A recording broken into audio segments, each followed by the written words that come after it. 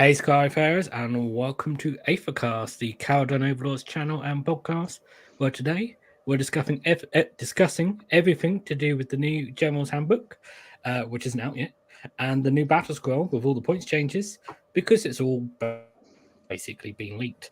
So we get to see everything in advance.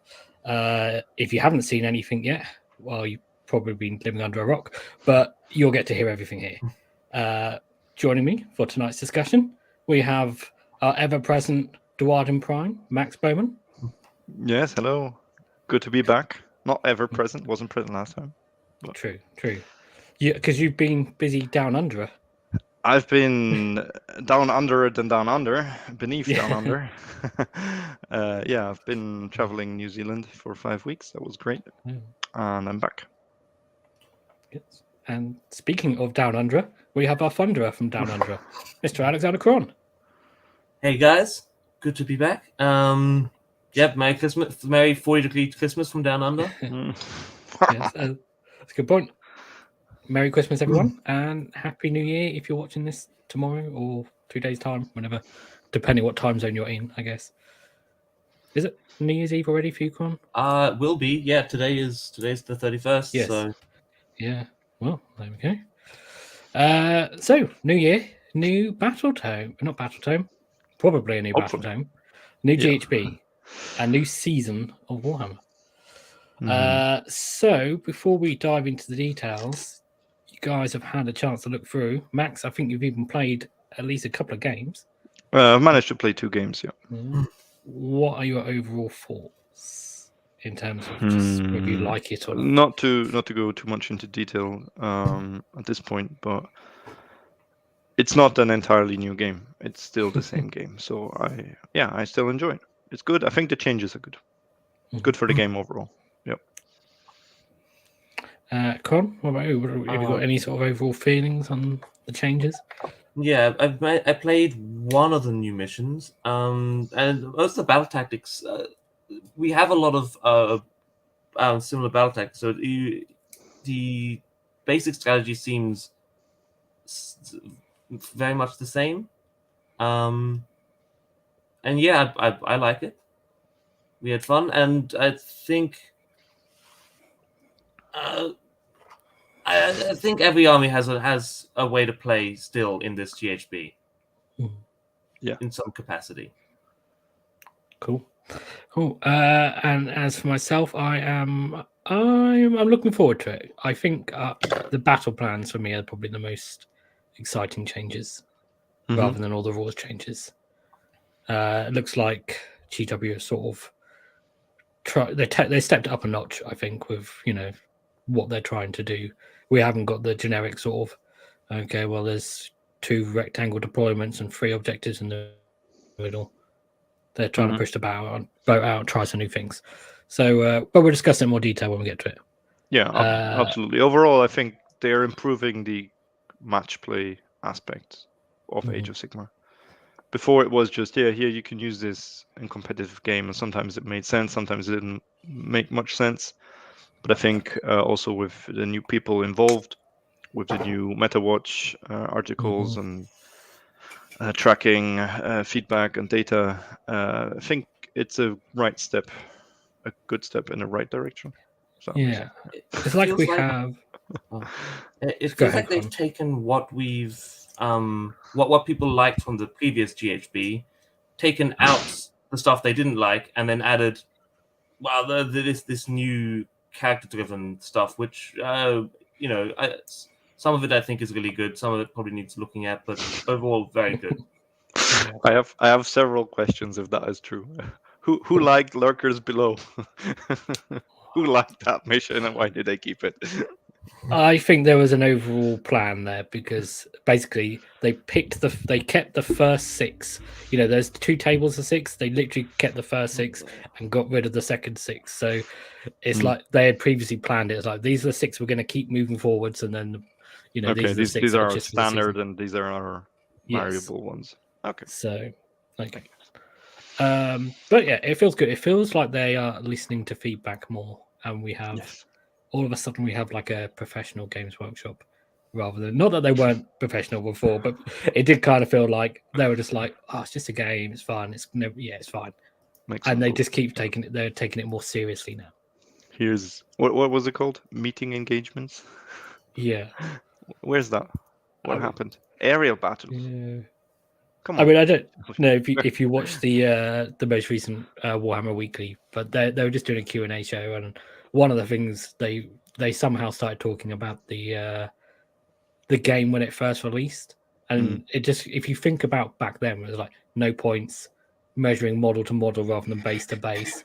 The game has come a long way, and it's still moving forward, which is cool. It has. Yeah, they were just selling models at the time. Yeah. Now awesome. It's like the game is the product. It feels like it's more. Awesome. More cool. Of this could change. As for news, this is the show is the news. So there is some Aethercast news.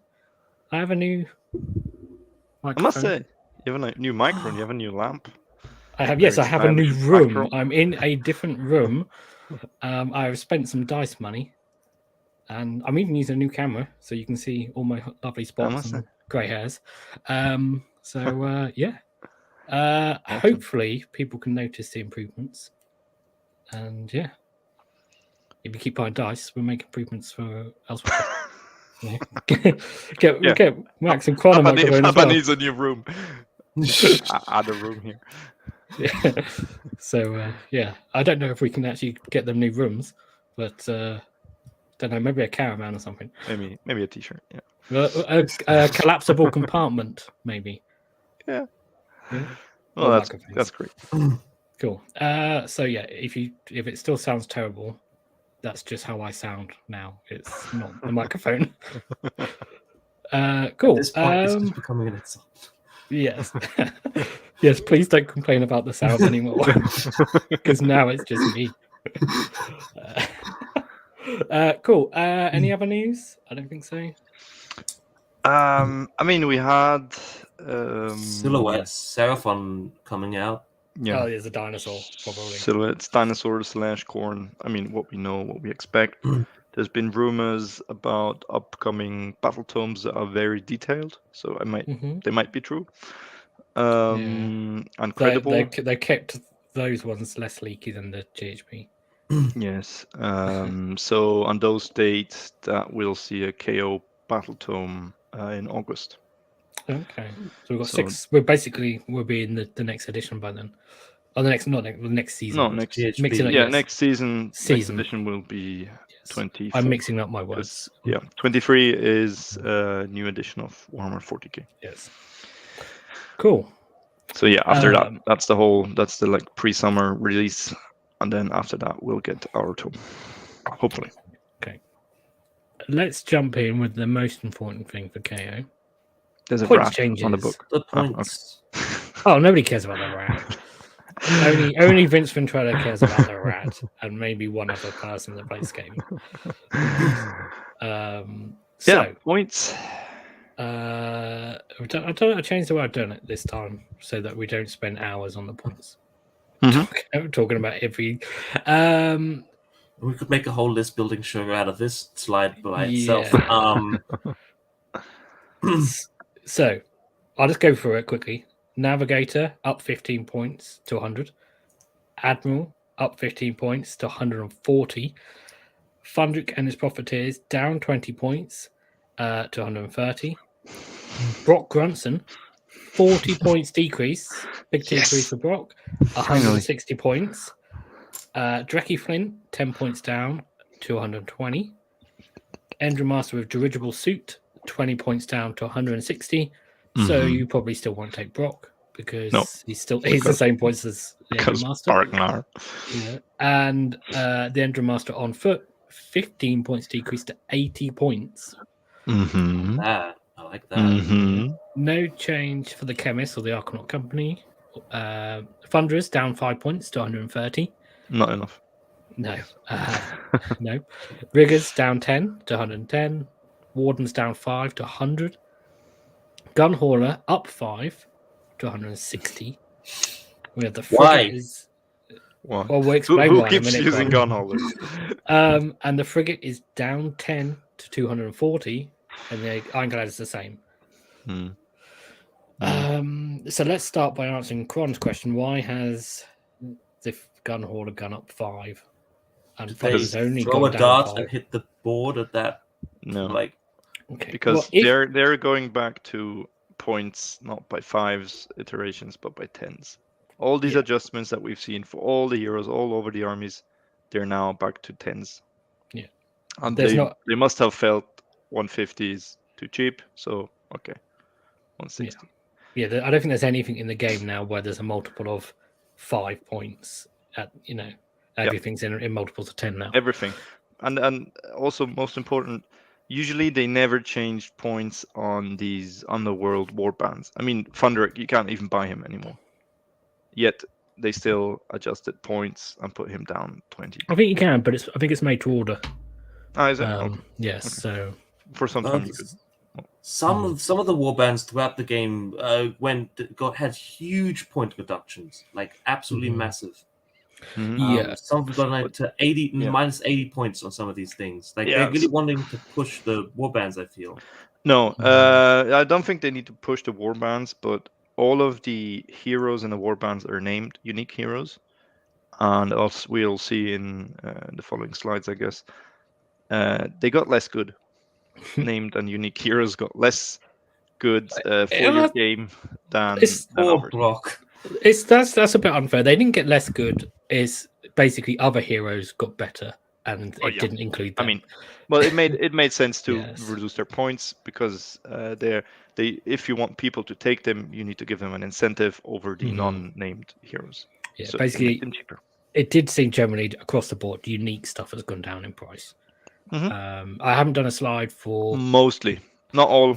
Like Manfred went up, but that's a different issue. I haven't done a slide for like the rest of the game and allies and that sort of thing, but there are some big changes elsewhere. Like Nagash went down 55 points. Yeah, not enough. Add another 100 and then you're there. KO, like allies wise, the Celestin Prime 5 points up, 5 points up. Encanto went down 5 points. These are all the 5 points adjustments I just mentioned. But if you want to look at these, I mean, Navigator, Admiral, no surprise. They went because they're used a lot, so that's an indicator for them. Okay, we need to balance this unit maybe because it's getting used a lot more than the others. And they are, I think, the 2 best heroes we have in the book. Yeah, I think the Admiral is the best. Navigator depends who you're playing, but if you're playing someone who can fly, yes.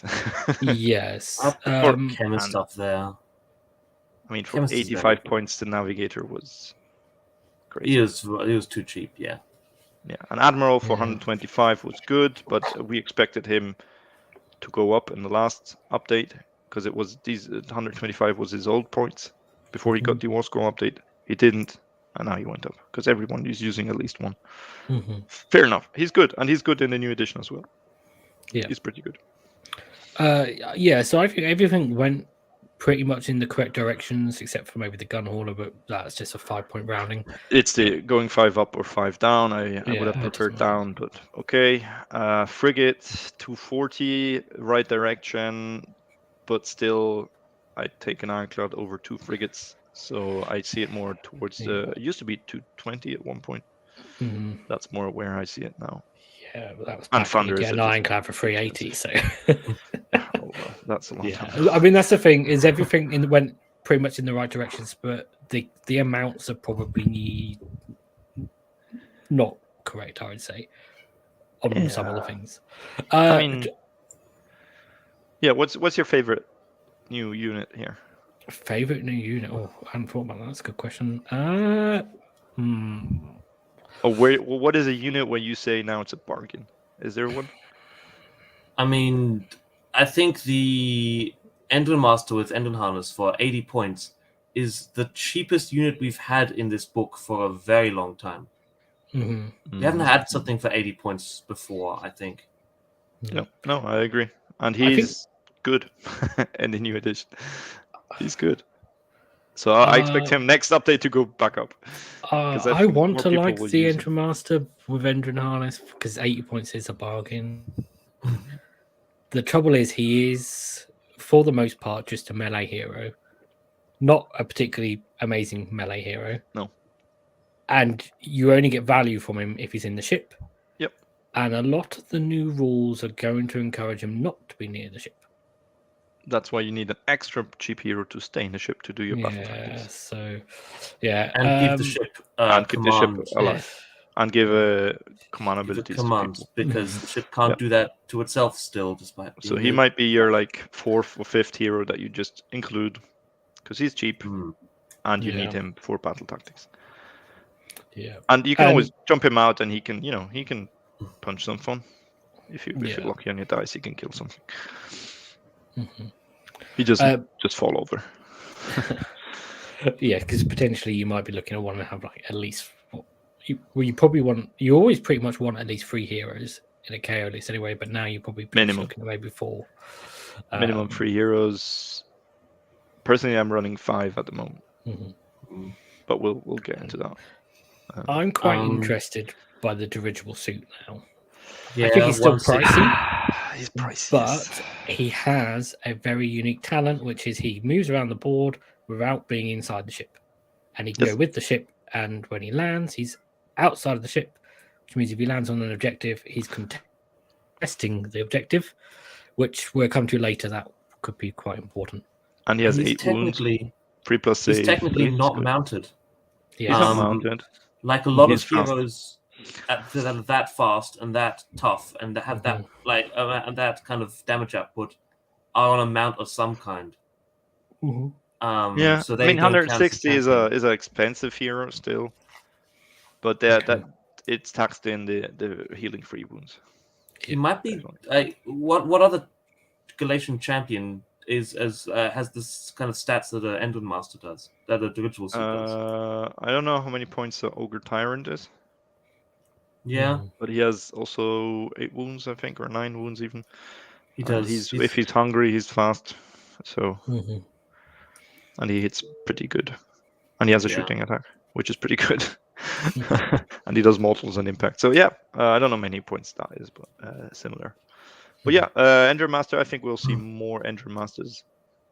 Because recently we have not seen many. He kind of disappeared because balloons were shit and people didn't use him for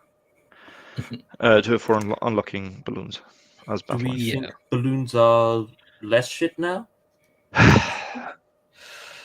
They're less bad because bounty hunters went away. Yeah, there's an ability we'll talk about later that I got quite excited about when I first saw the rumors, and then when I read the actual ability, I was like, no, they're still. There's too many restrictions. If you're talking about what I think you're talking about. Yeah, no, not that. There's a different thing. But there's something we'll talk about later that I thought, that'd be really good for Endrin Riggers, and the long and the short of it is it's not good for Endrin Riggers, and so they still have. I think they've got fundamental war scroll problems, other than if they're just cheap enough to like put the long range guns on them. It's just the 2 wounds. Yeah, I don't know. It's just because it's just free. You only get 3 people. So like 6 wounds on 110. 4+. I can get 10 wounds for 90 points if I'm looking for wounds on the same stage. But I mean, I'm excited to see how lists change with these points adjustments, because maybe now you can fit in an extra unit that you couldn't. Yeah. An extra hero, basically. An extra Endrin Master. Yeah. And Martin is saying in the chat that Tyrant is 150. So, yeah. Yes. Cool. And there's a Max in the chat asking, I assume he means Brock. Brock. Yeah, Brock. We mentioned it briefly. He's just... Drink about broccoli. Brock, I like the model. I like his shooting attacks and his profile. I hate that he's Baraknar keyworded, and I hate his command ability, because I like the range on it. 24 inches is a huge range for a command ability. Yeah. But why would I want revolt charges with KO? That's not what I'm playing. And you have to do it before as well. That's fine. That's fine. Yeah. I spend one command point, and everyone all my units can do it. But it would make sense in a Bargzon army where I want to charge, but it doesn't work, because it only works on Bargnar heroes units. So Ragnar wants you to take big units of Thunderers anyway. So yeah, the Bargnar just doesn't make sense. It never did. No. Yeah, and well, two things. First of all, I just realised that I've missed off a whole load of stuff that I should have put on the screen share, which I somehow not put on for some reason. And the other thing is related to that is his unique, which is his big downfall. Yeah, he can't take command traits, can't take artifacts, all those things, and he can't take aspects else that we'll talk about in a minute, which is the thing I've left off. Lastly, the Admiral. Before we move on, how do you feel about him at 140? Because that's getting quite pricey. I think it's fair. I don't like that he went up, but I think it's fair points for what he does. He does a lot. He does a lot. He takes away wards. He gives you rend. He has a bodyguard save, free up bodyguard save. He has 6 wounds on a free up save, so that's good. He hits. Well, if he actually manages to hit, and wounds, then he actually does a lot of damage with his hammer. So I think 140 is fair. Yeah. It might be a question to take. Might not be taking 2 of them, but I'd still probably take 1. Definitely take 1. Yeah. He's gone up to that points range where now it hurts to take 2, because that's 280 points. That 2 of them is more than a. I mean, to be fair, it's more than a frigate, but it's doing a lot more than a frigate. So it's doing a lot more than a frigate, and you need to think, what does it do for your army? Do you want to spend 140 points to remove a ward somewhere, a 4-up ward? Definitely. If it removes a 400-point unit. So personally, I'm playing with 2. I'm not sure if I still need 2 navigators. Admirals at the moment, I actually have 2, because he's just so flexible. And of course you can stack them, because you can remove the ward with 1 and then give a unit rend with the other one. And... you can give 2 units rend. Because units. Sometimes removing the ward is not enough if someone's save stacking as well. So, although arguably you shouldn't be shooting that thing if they've really save stacking. Okay, let's move on to the realm rules. So we're sort of leave the KO specific stuff. So these first things are for like everything in the game. So the first thing is Galletian Champions. All heroes with a wounds characteristic of less than 10 don't have a mount and are not unique become a Galletian Champion. So that's why all the unique stuff had to go down in points. It's a new keyword, Basically, new keyword. It's they've got rid of Galletian Veterans and now we've got Galletian Champions. So it's basically your small foot heroes. Small foot heroes got better. Got a keyword anyway, but they have got better. We're then there's also the key to victory. Friendly Galletian Champions cannot be picked as the target of attacks made with missile weapons while they're within 1 inch of any friendly battle line units. So they can't get shot. So that's better for your heroes. It's not so good if you've got a shooting army. No. It's not. I don't think it's a. Oh yeah. Yeah, go ahead, Alex. Oh, I don't think this is as big impact to KO as it might seem on the lid, on the tin. A lot of armies shooting is just more like 1 or 2 units that are there to take out those support characters, and this does affect those armies. But KO, the shooting is we don't take out the support characters, we take out the army. I fully agree, Alex. We don't shoot heroes. Usually yes, if there's one that we want to take out, we can, but usually we shoot units. Quite often if there's something really important where you basically win the game if you kill that hero, often it's unique, or for some other reason, not going to be a Galletian champion. So, Yeah. I think as well, a lot of the time, you end up sort of first turn staying back and just shooting the screens off anyway. To an extent. Yeah, I played lists with the single shot sky cannons where I just stayed back and I shot heroes. Yeah. So that's not possible anymore. Yes. But I mean, you can always shoot the battle line unit first and then the hero. Yes.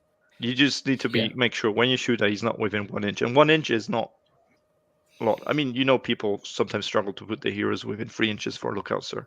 Yeah. This is 1 inch. This is not a big distance. And in my experience from my first 2 games, it saves small heroes from alpha strike shooting in the first 1 or 2 turns, and then your army has moved, you lost units, you couldn't keep up because they made a charge, and the hero didn't, obviously, because it stayed behind, and then there you can just shoot them. Yeah. I mean, the other thing is, how often do you see a unit run forward or come forward, and then the hero is actually a bit further back, like normally within 12, just to help zone off the board more, and then so they won't be doing that. So they're potentially be leaving space behind just them with the heroes. When you set up or after the first turn, you try to keep your heroes like somewhere near battle line. I think a tactic might be that you use a cheap chaff battle line for this. Just you keep back like 10 goblins. I don't know if that's 20 goblins. I don't know what the iterations are for them. Something cheap that you put 10 free guild guard. You put them next to your heroes, and they just walk up with the heroes behind your army. Yeah. I mean, it's 4 torpedoes, and they're gone.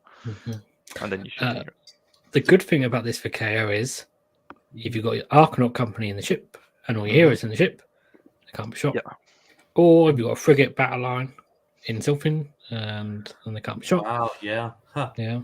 Didn't think about the frigate. So, yeah, because it only says battle line. Yeah, it doesn't say infantry battle line, it just says battle line. No, just battle line. Yeah. And I guess the same would be if your hero's outside of the ship and you have a battle line unit in the ship next to the hero, that still counts. Mm-hmm. Yeah, sure. Yeah, just that 1 inch. And if your dirigible dude is hitching, as long as he lands within an inch, he'd be all right as well. So, of your gun hauler or the frigate battle line. Yeah, or the ironclad if it's got Arcanaut company inside. Yeah. No, there's one thing that I noticed, which is not so good for KO. Usually we like to do Unleash Hell, Last Word, those kind of things. Yes. There is the possibility that if the battle line unit is within 3 inches of you, and the hero charges first, he can charge the ship, be within half an inch of you, and 1 inch of his unit, so you could not unleash hell on him. Yes. It requires a 40mm base.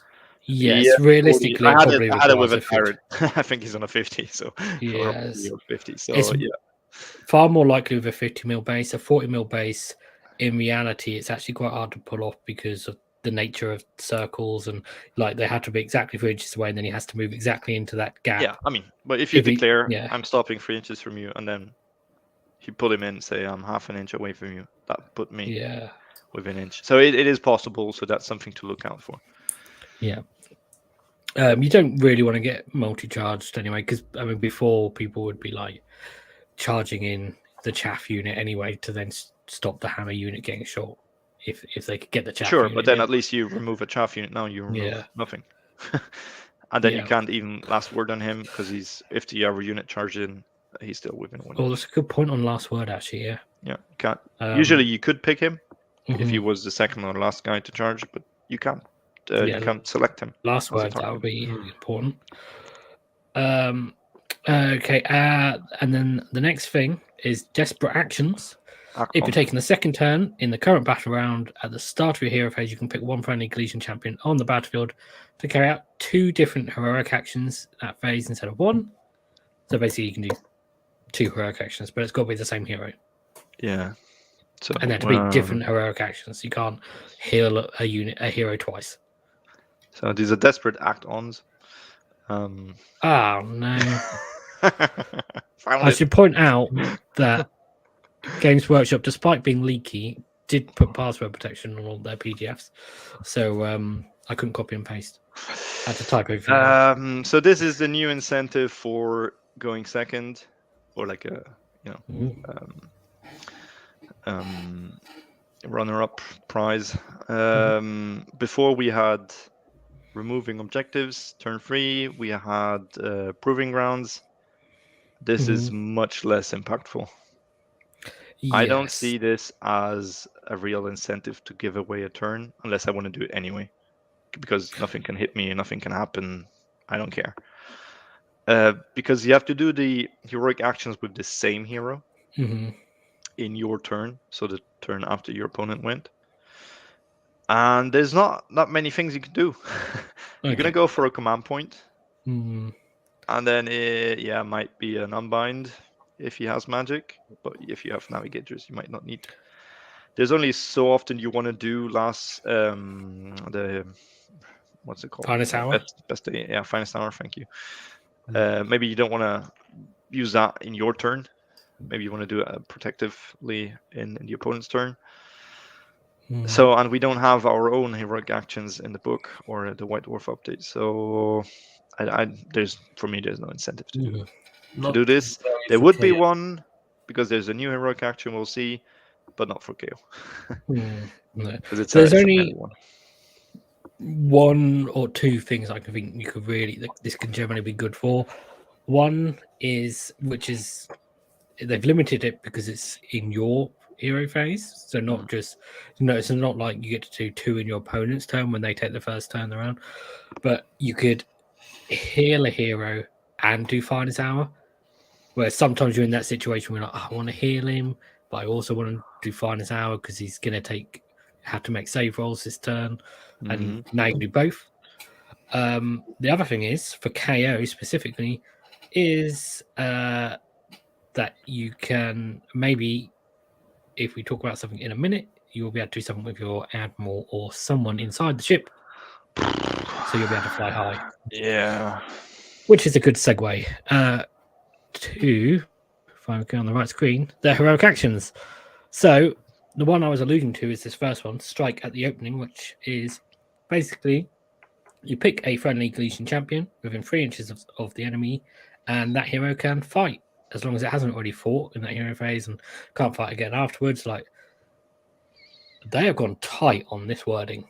Like, it's the days of sloppy wording where you could somehow get away around with things. It's fighting 5 times per turn. No. Yeah, no, they've got tight on this. So basically, you can fight with your hero in the hero phase, but there's no way you'll get to fight twice in the hero phase. And then if you do, then they fight last for the rest of that turn. The strike last effect. So potentially you could use an extra heroic action to fight with your admiral, which could then mean that you can fly high. Yeah, because you'll be out of combat and you're, if you're in combat with a flying unit or something. Yeah, but this would require you to plan ahead that your opponent's going to put your admiral into combat in his turn. You will survive the combat and then have your turn to do this. Oh, well, it's not a plan ahead thing. These are, the wording is correct. Desperate actions. These are potentially you've got an extra heroic action as a get out of jail free card in some niche but situations. This is not something I'm going to do in my turn. This might be something I'm going to do in your turn. You can do that in your opponent's turn. Yeah, you could strike at the opening in your opponent's turn. In your opponent's turn, like he's in combat with me. Yeah. Okay, he got the turn. Okay, he's going to kill my ship or damage the ship further. Oh wait, I'm gonna pull this as my single heroic action and kill off that unit that you have in combat with me. Yeah, maybe. You could do it in your turn if you lose a turn, then your ship gets charged, and then in your turn you've got 2 heroic actions, so you could get a CP and you can fight with the admiral, or you can fight the admiral and do something else. Requires you to be in combat, have survived the first round of combat in the opponent's turn. Yeah, blah, blah, blah. It's a niche thing that you might use. You might, but this is I see this more as a offensive thing for melee heroes. Yeah, they're gonna charge you. They're gonna fight with you. They're stuck in there, and they're gonna fight you in your hero phase, and then they're gonna fight in the combat phase, and then they're gonna fight you again in their hero phase, and again. in the combat phase if there's still something living there. Yeah, I mean, it's a good job that GoTrek can't have this. Survivable heroes are gonna love this. It's good that they clarified not more than once per hero phase, because Yeah, they are like fire slaves. They can fight with a prayer in the hero phase already, so you could activate twice and so on. Doc will do the same thing. Yeah. So you could potentially activate 4 times in a turn. The main thing for KO with this is it means you don't want to get in combat with a fighty hero, because we probably won't kill it in combat, and that means that when it comes round to your hero phase, you're gonna strike at your ship again. Before you get to fly high. Yep. Or retreat or disengage. Absolutely. And this is what happened to me fighting a tyrant. The tyrant on this would be a tyrant is good, because tyrant does multiple wounds, and then he bites you, and it does more multiple wounds, and so on and so on. Yep. Okay. And then the next one, I can't even. There's so many restrictions on it. It's just not going to happen. Let's like basically potentially, if you do the first one and you've got a specific battalion, and then the unit from that battalion is also in. It's just not going to happen. And also within 3. Only within 6 inches of that hero from the same battalion. No, you're fighting a Gargan, a single model. So the model's getting removed. You charge them in your turn with both your units. So this new sworn bodyguard unit, which is a battalion, and your hero. They both fight, and they get to. We'll see in the battalion. They get to activate immediately after the hero in your turn. Opponent's turn comes around. Heroic action. Hey, I'm going to activate my hero. Strike at the opening. This is another heroic action, so I would need to have 2. It needs to be on your turn when you're doing that. Turn.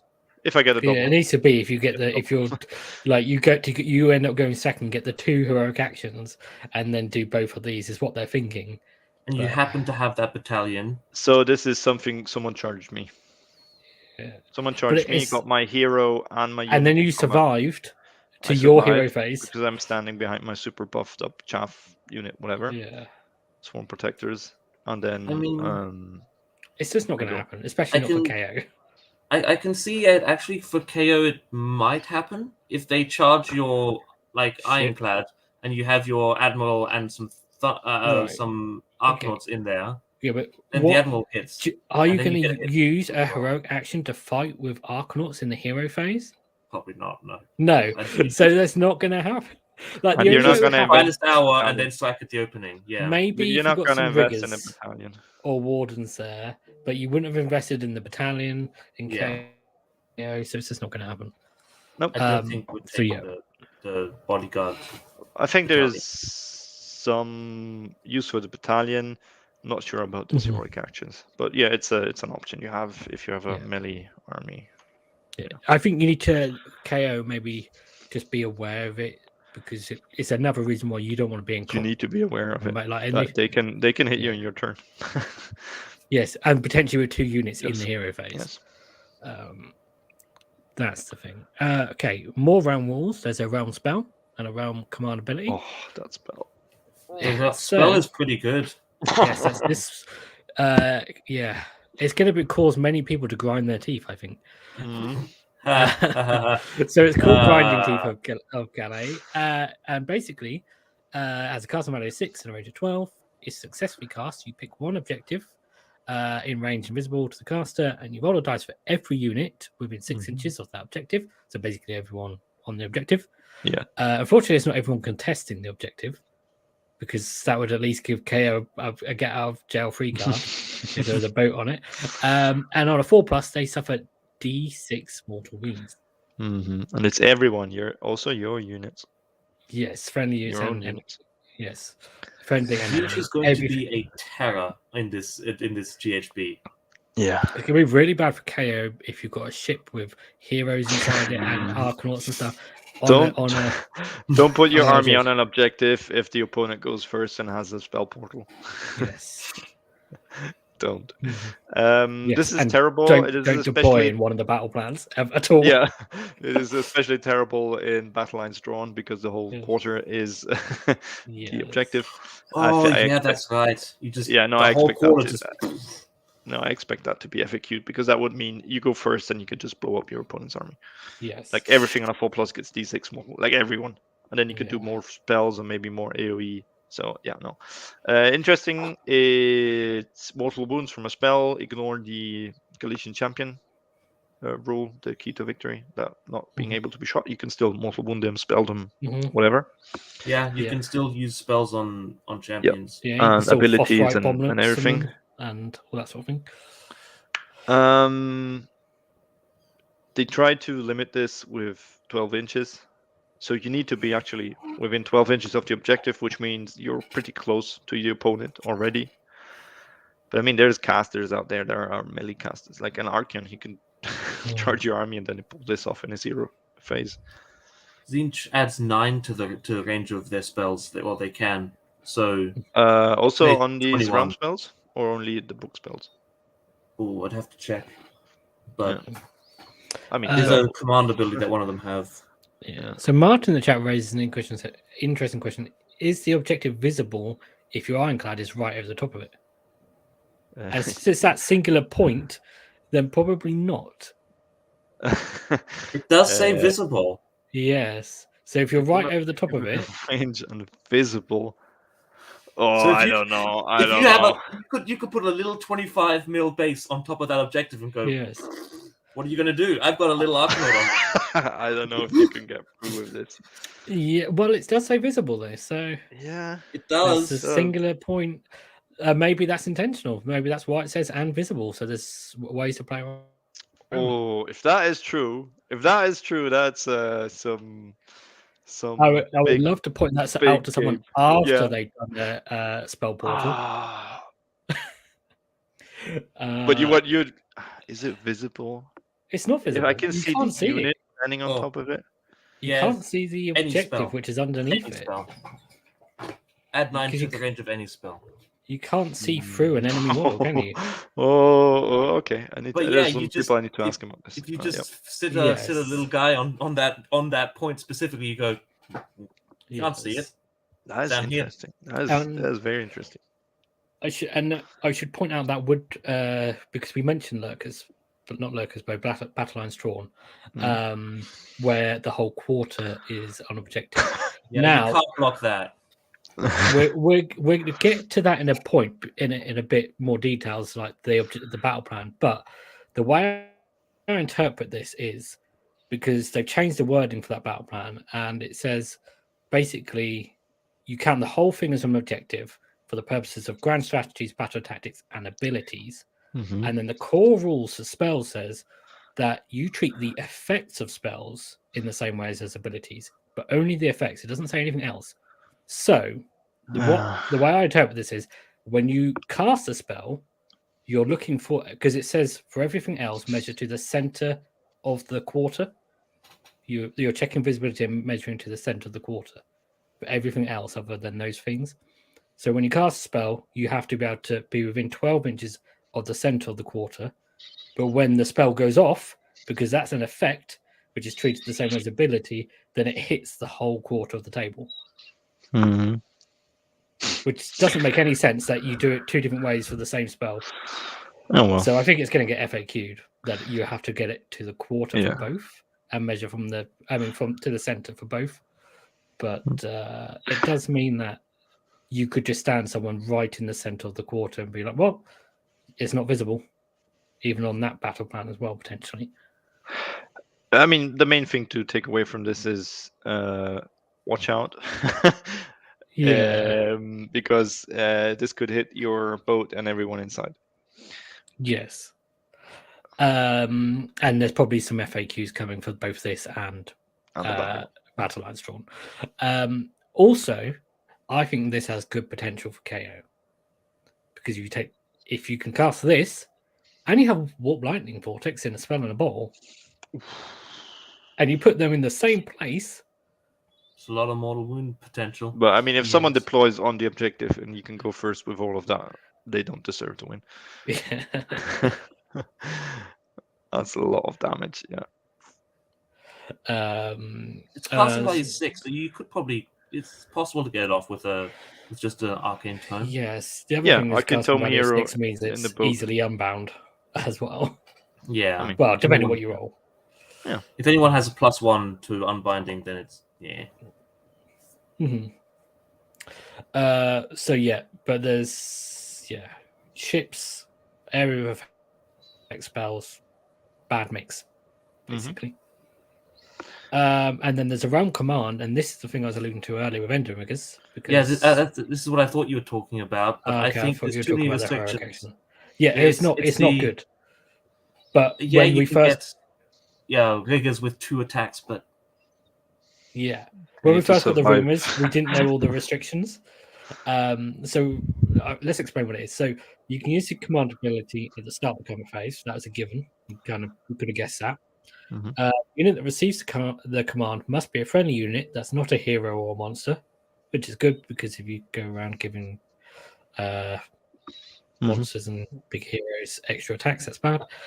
And that did not charge in the same turn, and that is within 3 inches of an enemy unit. So you had to be in combat, basically, and have not charged. So basically, it needs to be your opponent's turn, or you need to have survived combat before, or done some cheeky shenanigans with 6-inch parlins and that sort of stuff. No, you can't, because you need to be within 3 inches at the start of the combat phase. Ah, yes, okay. So you can't even do that. I thought that you could circumvent this with 6-inch pylons. No. But you can't. So basically, if you can do all those restrictions, you can't make pylons for that unit, but you get +1 attack for melee weapons, and not for mounts.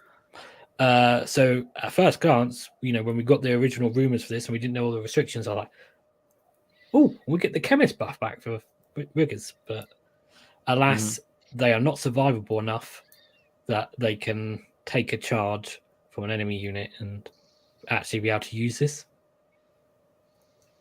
Because if you could use it offensively, it'd be great. But obviously, I'm guessing the playtesters found it was too good offensively. It's too good if you can give your units next. Because this is anyone. It's a unit. Yeah. Not hero, not monster, but cavalry units, big monstrous infantry, and so on. Yeah. No, this is a defensive ability, which is gives you an extra argument not to be charged, but it might be interesting in Barrack Fring. You put this on your engine rigger screen, they charge them, they attack them, they die 4+. They get to hit back with double attacks. The trouble is, because you can't pile in, if you're sitting behind a screen and then your engine riggers have only got 1 inch range. No, the engine riggers are out of the screen. Oh, okay. So what's the thing you're going to use it with? On the engine riggers. On themselves. Oh, yeah, but they're going to die. But in Fring, on the 4+, they get to strike before they get removed. Okay. So you strike back with double attacks. So basically this evens out your chances of attacking with every engine rigger before you remove him. Yeah. Because it's on a 4+, only half of them, but double the attack, so evens out. If you want to spend points on engine rigger screens, which I think Tom Lyons used it when he won NashCon. He had a list where he used engine riggers in Fring as screens. Like people, charge me, I'm gonna kill a few of your dudes. More effective now. Yeah, I think Marcus did similar things, but with Sky Wardens. I mean, it's +1 attack is not quite as good with a Sky Warden because it's like 50% more attacks rather than 100% more. But it's great on engine riggers. What this is really good for is survivable units with 1 attack. Which we don't have. No.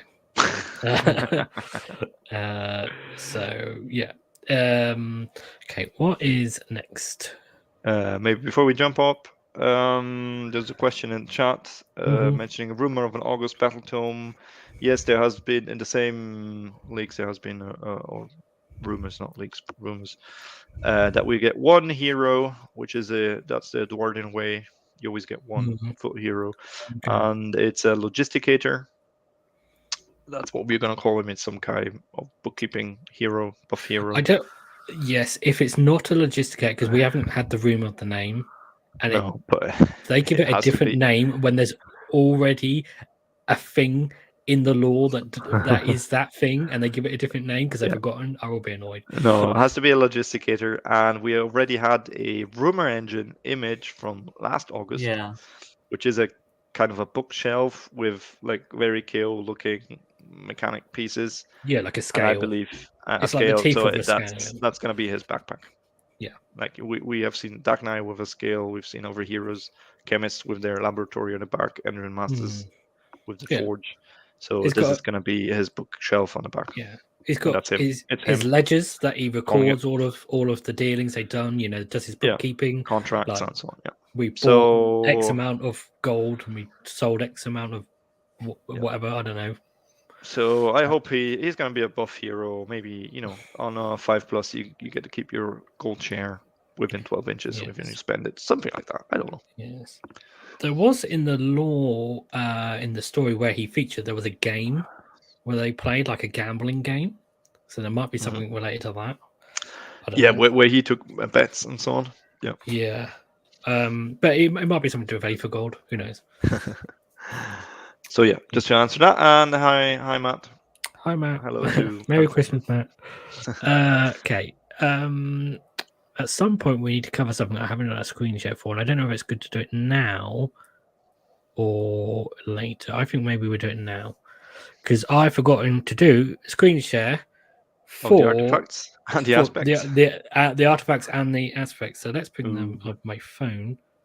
I'm not getting feedback from having my phone near my microphone, am I? No, not really. No, you'd know because it would be all annoying. So, artifacts of power. So, there's 3 new artifacts of power. And I can't believe I forgot to do these on a screen share because they're all really good. They are for Galletian Champions only. The first one is called the Tusk Helm, and basically it's a battle ram. For a except champion. for a hero. So a hero can basically have a battle ram, but it's on the unmodified roll. Yeah, so it's the overcharge. Yeah. It's a Stonehorn charge for your hero. So, but in KO, that means you could have lots of more wounds on charges potentially. Yep. So you can have a Ender Master flying ahead and charging into something, doing like more wounds. Yeah. In Zilfin, you could do the hero phase move the ship, get the Ender Master out, and then or an Admiral out, and then charge him in. Yep. And then charge the ship in with the battle ram as well.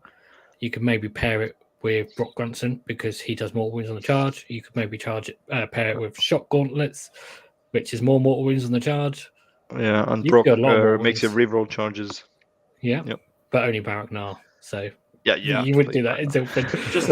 just use your gold share at that point. What else are you using a gold share on a hero for? Yeah. Well, it depends on plus the 1 hero, to the next one is Nightflyer Cloak, which is basically you can put the hero in reserve and then deploy him on the table. Yeah. At the interestingly, end of a movement phase. When you deploy him, he needs to be within 1 inch of a battle line unit. Yes, which makes it a lot less interesting because when we get to the battle plans and the battle tactics later, you're like, oh, that'd be really good for that. And then you remember, oh no, I need to get a battle line unit there first. And then you can fly him in.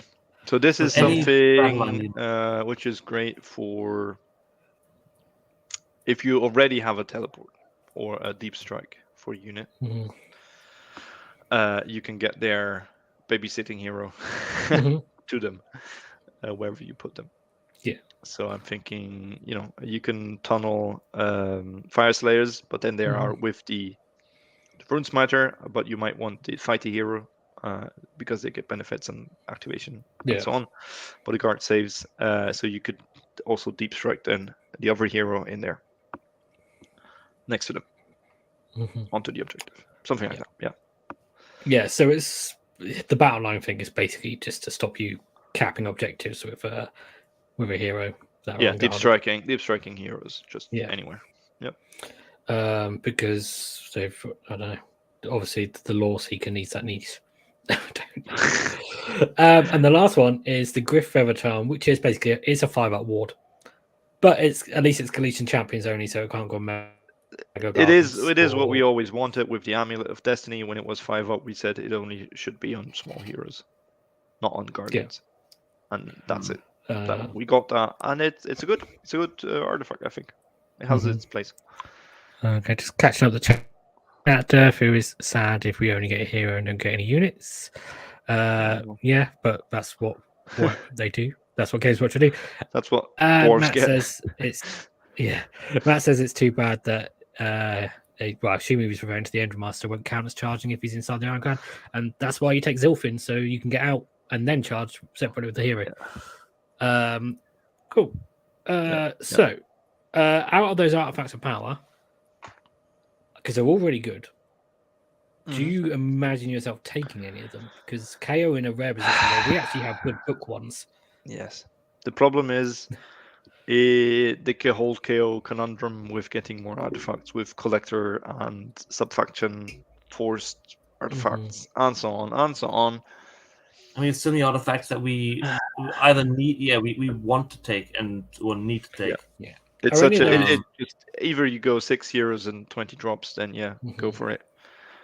But it's hard to pick one of these over a flare pistol, Voidstone Spell in a Orb, bottle. Spell in a bottle. You know those. Yeah. I think other armies will be using these. Yes, definitely. 5-up ward is great. The charging one is interesting. Nightfly Cloak, not so much for KO, I think. Well, actually, the Nightfly Cloak could be a sleeper because you could fly high as chip, and then we'll come to them later. But there's battle tactics and battle plans where you'll want to have heroes on the objective, and they don't count as contesting if they are inside the ship. So they could be something that's actually a bit of a sleeper that's good because it will help you score points. And if it gets you victory points, that's good.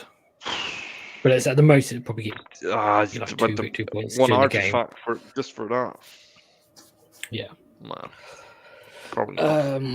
No. Let's move on to the new enhancements. So there's new enhancements. They're called Aspects of the Champion. And these are like a whole new thing. Okay, so you've just got extra enhancement. So because you get one of each enhancement anyway, you get will one of get these one for of free. these. Okay. Yes, you get one of these for free. We've got a whole new free thing you can give to a hero. And a Galletian Champion, sorry. And you can buy more with additional enhancements. Yes. So if you have a man entourage, you could buy an extra aspect. Yeah, you don't have to get an artifact. You could get an extra aspect instead. Although we just talked about how many good artifacts KO has access to, so maybe you won't be. But other armies maybe. So the first one is Tunnel Master. So basically, instead of picking the Galletian Champion to make a normal move, you can remove it from the battlefield and teleport it to 9 inches away. Yep. Pretty good. Yeah. And that's probably the reason why you won't take Nightfly Cloak. Because you can have this for free. Yeah, and it's not blocking an artifact spot. Yeah, and doesn't require you to be within 1 inch of a battle line unit. Yep. So that's that. So that's quite good. Be very good for actually scoring and that sort of thing in the game. The next one is Fueled by Garish Rage. It's once per battle, and basically it's like one of those things that stops you dying. On a 3+, you negate the wound and you heal D3 wounds. Yeah, so this is the sequencing is important because you can couple this with the Bearer of the Iron Star from Bargzon. So this is before you allocate the last wound that would slay you. You roll on the 3-up, you negate that wound or heal it, and you get back D3 wounds. Bearer of the Iron Star is after the first time you've been slain. So you could do both of these things. If you fail your 3-up Fueled by Garish Rage roll, you can still do the 2+ for the Bearer of the Iron Star and heal D3 back. And It's like a double save mechanic. And because it only negates 1 wound or mortal wound as well. So obviously, if you take 5 wounds, you've only got one wound left. That the healing D3 wouldn't be enough, but then the Bearer of the Iron Star would then kick in as well. And ones that currently remain to be allocated are negated. Wait, No, you negate everything. Oh, do you? But if then someone would hit you again, yes, then the Bearer have of Iron a Star second kick in as yeah, well. you'd had a second option. So your Bagzon hero is going to be very tough. You can have very tough dirigible Bagzon heroes, yeah. For which you need some for the battle tactics. You need them. Something where this could be annoying, or where it's maybe in Seraphon where they've got a similar thing where they can, their version of a Bearer of an Iron Star. Yeah, but I think that is also. I need to look at the timing. Yeah. I think for the Thunder Lizard artifact is that the come back on a 4-up. Yeah. Yeah. Because that's equally annoying because it heals everything. So just remind me, Bagzon, the artifact is +2 attacks, and the trait is the 2+. Yes, the trait. So you could have an Endron Master, dirigible, 8 wounds, with 5 attacks. 4. Is it 4? Yeah, 4. Yes, base. Base 3. You have 2. Oh, you're talking about with the extra attacks. Yeah, base 3 attacks. So 5 attacks. Yeah. With 2 rend D3 damage. You send him in to score battle tactics that we'll have a look at in a moment. Yes. Then if he gets slapped back and with Finest Hour, put that on top of him. Yeah.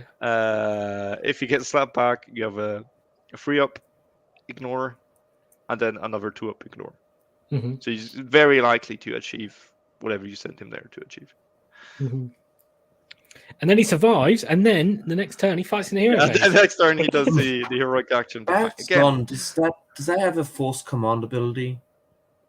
Command ability? No, as a force command trait. Yeah, that is the command trait. The 2+. Oh, that's a command trait. Dang. Yep. Okay. Yeah. The other ability is it makes charging people better, and basically mostly +2 bravery or +1 bravery within 12 inches of ships. I just want Grudge Bearer on a dirigible. Grudge Bearer fighting twice, and with all of his guns as well. Grudge Bearer on them is. Yeah, but Grudge Bearer is only against 1 target. Yeah. Okay, let's move on because we're already an hour in. Okay, so the next one is Stubborn as a Rhinox, and basically the hero counts as 10 models for the purposes of contesting objectives if there are no other enemy Galletian Champions contesting the objective. Also good for KO.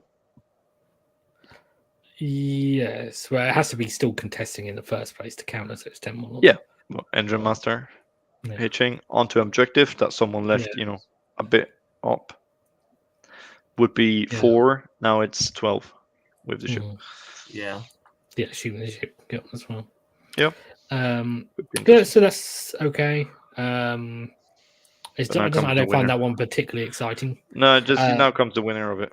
Okay. The next one is Leadership of the Alpha. Once per battle, this Galletian champion can issue one of the following commands up to 3 times in the same phase: Rally, All-Out Attack, which is the one I'm going to use, All-Out Defense, or Redeploy. If it does so, no command point is spent the second and third times that this Galletian champion issues that command in that phase. So you can basically you can put All-Out Attack on 3 different units. On your entire fleet. You finally get both of your ironclads +1 to attack. Yeah, and another unit as well. Yeah. Which is or if shit really hits the fan, you could give more than 1 unit all-out defense, or 3 units all-out defense. Yeah, and that's the problem. Your opponent will have now all-out defense and 3 units. Same like when you fight Oryx, it's very annoying because you cannot bait the all-out defense because he's just going to put it on 3 units. This now everyone can do it. What happens? What happens if they have this? Can they? Yeah, I mean that's what I'm talking units? about. The Oryx. They can have. They will have 6. You cannot issue the same command twice in the first place. No, so but when they do it up to 3 times, and but when they issue this, isn't theirs when they do it, they can pick 3 units to receive it? So if it's the same hero, oh no, but it's not. Yeah, but he's still issuing it, and you can only issue it 3 times. Oh, okay. Maximum No, but can 3. he? But could it? Is it like each I time know what he you mean. issues No. it? He wouldn't get it No. 9 times, would he? No, because it will Good. still be issued 3 times already Okay. after the first issuing triple. Okay. No, but it's very annoying because your opponent can put all out defense. Yeah, all out defense all over the place will be 3 harsh. units. So this is Which is this is actually a reason for we might kind of want to snipe out that little hero, but We can't. we can't. Yes, we're not although using this sharp is shooters. once per battle, so hopefully you can still. So yeah, it's good and bad at the same time because everyone gets it, not just KO. And I think the sleeper option here is 3 times redeploy. 3 times because you don't need to decide when you write your list. You decide this when you're doing it, what you want to do. 3 times redeploy can like negate a battle tactic. Yeah. And you wouldn't be able to get the same unit to redeploy 3 times. 3 different units. You could 3 different units. So you can get your army out of reach. You can put your heroes back within 1 inch of their battle line before they get shot. And obviously rally. I mean, there's heroes out there that can rally on a 4-up. Doing that 3 times for 3 different units is just. We don't. Oh no, we haven't got the battle plan anymore where you can rally on a 4+. Could you imagine that? No. 3 different units. But like a battlesmith rallying 3 times. Yeah. Like both Perfect units and the Volcan unit. Just okay. Yeah. Slayer's Darkness, they're all going to be doing a lot of rallying with this. Beast of Chaos, not for long, but if they keep it. They got a new book in January. But I think that's the one that a lot of people are going to be taking. Yes, it is good. It's for free. You know, it's an extra. Yeah, I mean, basically it's a free thing that everyone gets in their list now that they didn't before. Yeah. So if they have those kind of heroes, it's certainly the one that I've been playing around with. Ironically, it's actually quite difficult to have 3 really good things that you want to use it on. It's basically okay. Without making sacrifices. You and me have been playing very different lists, I think. Oh no! It's what it is essentially is 2 Ironclads and then a unit of 20 Arcanauts. Yeah. If not, then it's like because 3 Ironclads is just too expensive. It's not really worth it putting on 2 Ironclads. But it's fantastic. Or 2 ships on your Thunders. Yeah. Or whoever. Yeah. Or if your Arcanauts are already within 9 inches of the objective, you put it on your chemist, who jumps out and is in range as well. Yeah, because and you do it with your general, obviously, because he has the 18-inch command range. Yeah. The reality is because you also want extra heroes in your list now, like getting in like those Thunderers or something, and then also the extra heroes. It's easy. Do you want to have more heroes now? Well, you just said you were running 5. Yeah, I did before. And I'm doing now. I just kept my list. What? And you're fitting Thunderers? You're fitting Thunderers in your list, are you? No, 20 Arcanauts. No, so that's why it's 20 Arcanauts then. Yeah. Because you can't get the heroes you want in, and if I downscale one Ironclad to a frigate. No, don't do that. No, because then it's not really worth it on the frigate. It's not, because Thunders are way too expensive. But it is a good point on a chemist. It's quite good. Or you could have. Here's the sleeper pick that no one will ever do. A gun hauler with compartments and 4 chemists, 1 with the staff of ocular optimization, and then 3 of them with so they're all hitting on 3s, and you just have they're all moving on 4s, and then there goes your benefit. Yeah. But it's the meme. That's the meme, isn't it? Yeah. Okay. You finest hour one of them. You moving on. You gold the second one. Pay for gold 1. Maybe just do it for free, and you don't have staff. I don't know. But putting it on a chemist or another hero potentially can be half decent. Okay. So let's go back to the things I've actually done screen shares for. Battalions. Yes, 3 new battalions. We lose bounty hunters. We use expert conquerors. I liked Expert Conquerors. It was It good. was good for KO. Yep. So let's talk about the two. Well, let's talk about the two we're not going to use first. So the first one use is any of them? yes.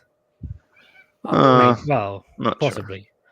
One of them says shooting. Literally has the word "shoot" in the name. So we'll talk about that one last. Yeah.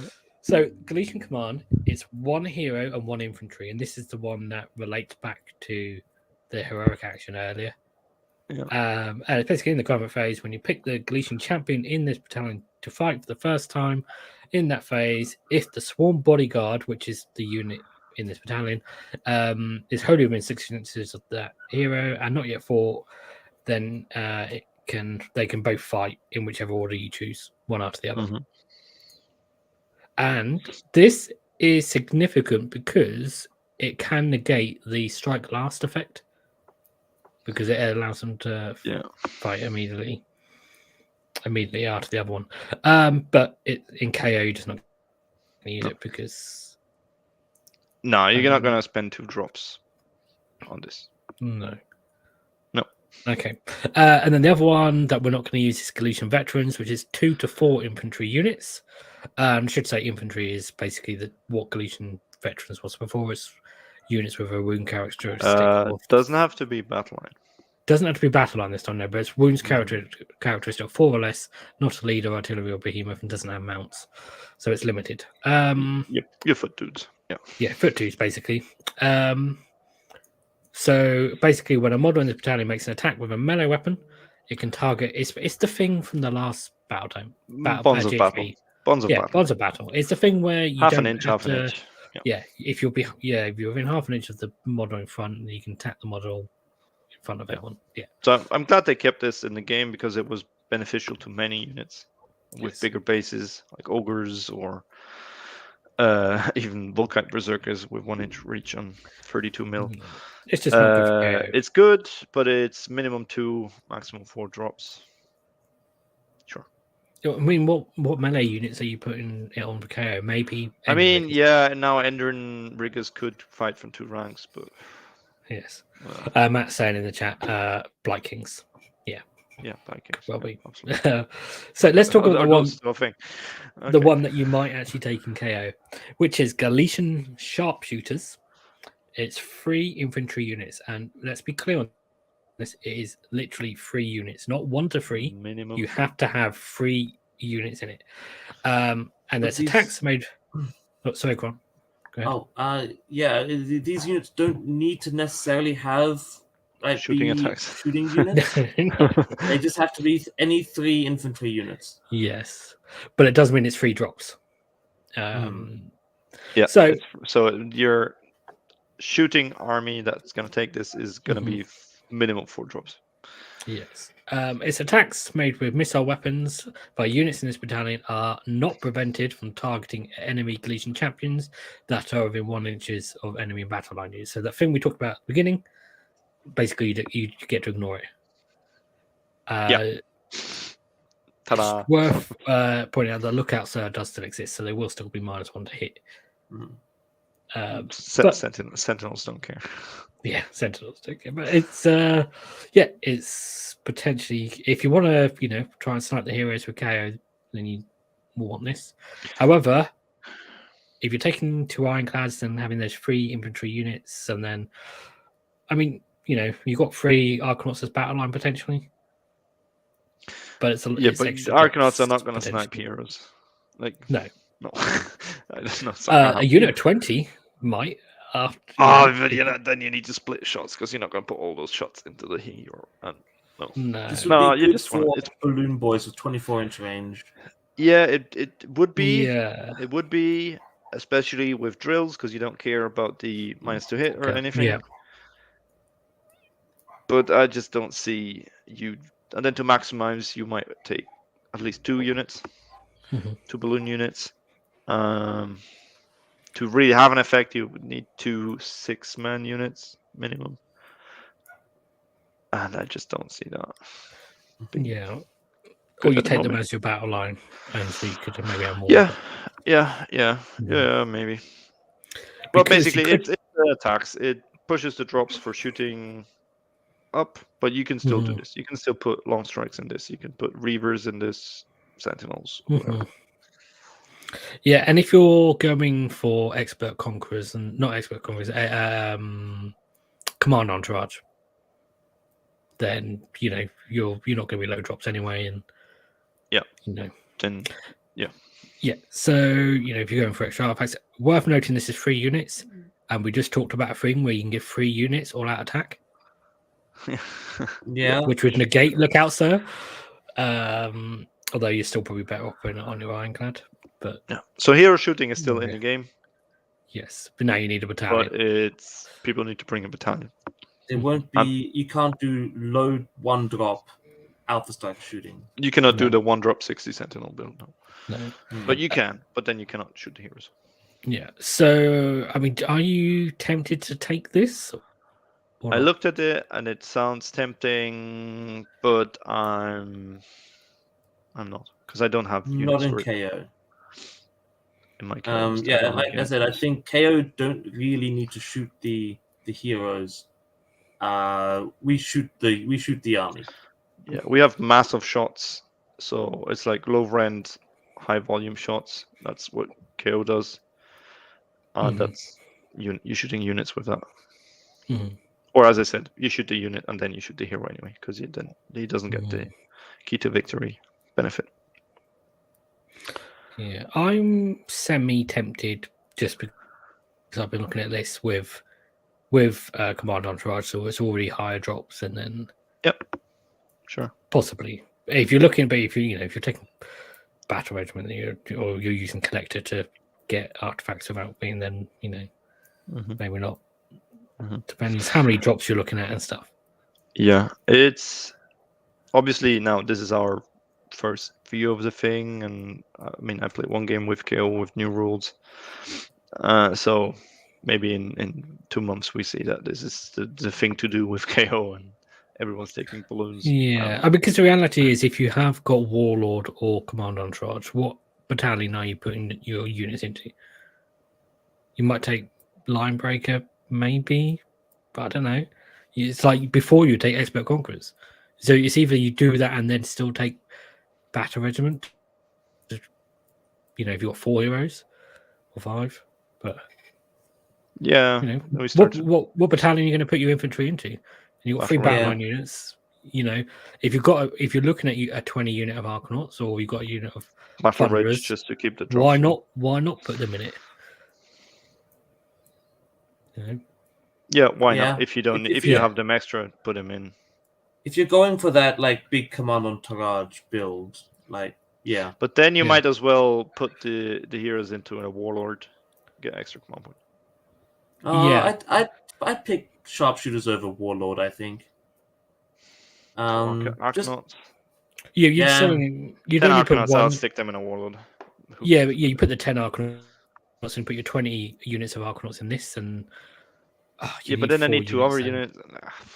Yeah, I'd rather have 2. I mean, is it more important to have Warlord, or is it to have, because you don't actually get a command point, you get to use, well, it's basically the same, isn't it? If I have Command Entourage to get an artifact, and then I have 3 infantry units left over, I'd rather invest into a Warlord battalion.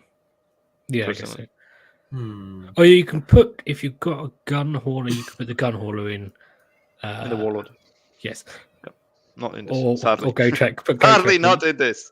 Put Gotrek in the Warlord. Do not go into Sharpshooters, because they would make fantastic. You could put Gotrek into Sharpshooters, technically. Yes. No, you can put Gotrek in the Warlord, though, so he can get the... he can go in the Warlord as a troop. In Warlord, he does. Because he's not a leader. He does, yeah. Okay. So maybe on Galletian Sharpshooters is what we're saying. Yeah. So out of these battalions, maybe Sharpshooters. Mostly not. Yes. I think we'll still be seeing a lot of 1-drop KO lists. Yes, quite possibly. Okay, moving on to grand strategies. So these top 3, bit of a bit. They are ones that we had before, so we don't need to read them. What? Claim the Land, defend Waters, and what? Grand strategies, right? Yeah. Yes. So and take what's theirs. Like, what are these battle tactics? Yes. No, This is Grand new. Strategy. We haven't What had is that this? battle type before. No. So the top three are ones that already existed, and so Yeah, the new okay. ones. And you're take what's there. Yeah. So the new ones stake a claim. 3 or more friendly Galetian champions wholly within enemy territory at the end It's of the. good, but take what's theirs is better. Yes. Because you need to do the same thing, but you don't need to keep your heroes alive. You can do it with a Yes. boat or a unit. Yeah. So, Because you've got to keep 3 heroes alive for the end Yeah. of the battle. Yeah. Survivor's Instinct. The model that you pick to be your general is a Galletian champion, and that model's contesting an objective wholly outside your territory at the end of the battle. need to keep the general alive. Yes, it's rather than keeping, like, say if you've got like 4 heroes and keeping 3 of them alive, you've got one specific hero you've got to keep alive. And you need to keep him alive outside of the boat because he needs to be contesting. Yes. So it's next. No, we're not doing this one. And the day is ours. There are more friendly Galletian champions from your starting army than your opponents on the battlefield. If you're not So- taking sharpshooters, Yeah. So hard you to need do. to kill your opponent's Galletian champions and keep yours alive. So it's like stake a claim in some ways, but you have to also kill Yeah. enemy Galletian champions. Yeah. Mhm. So we'll just take what's theirs again, I guess. That's my Yes.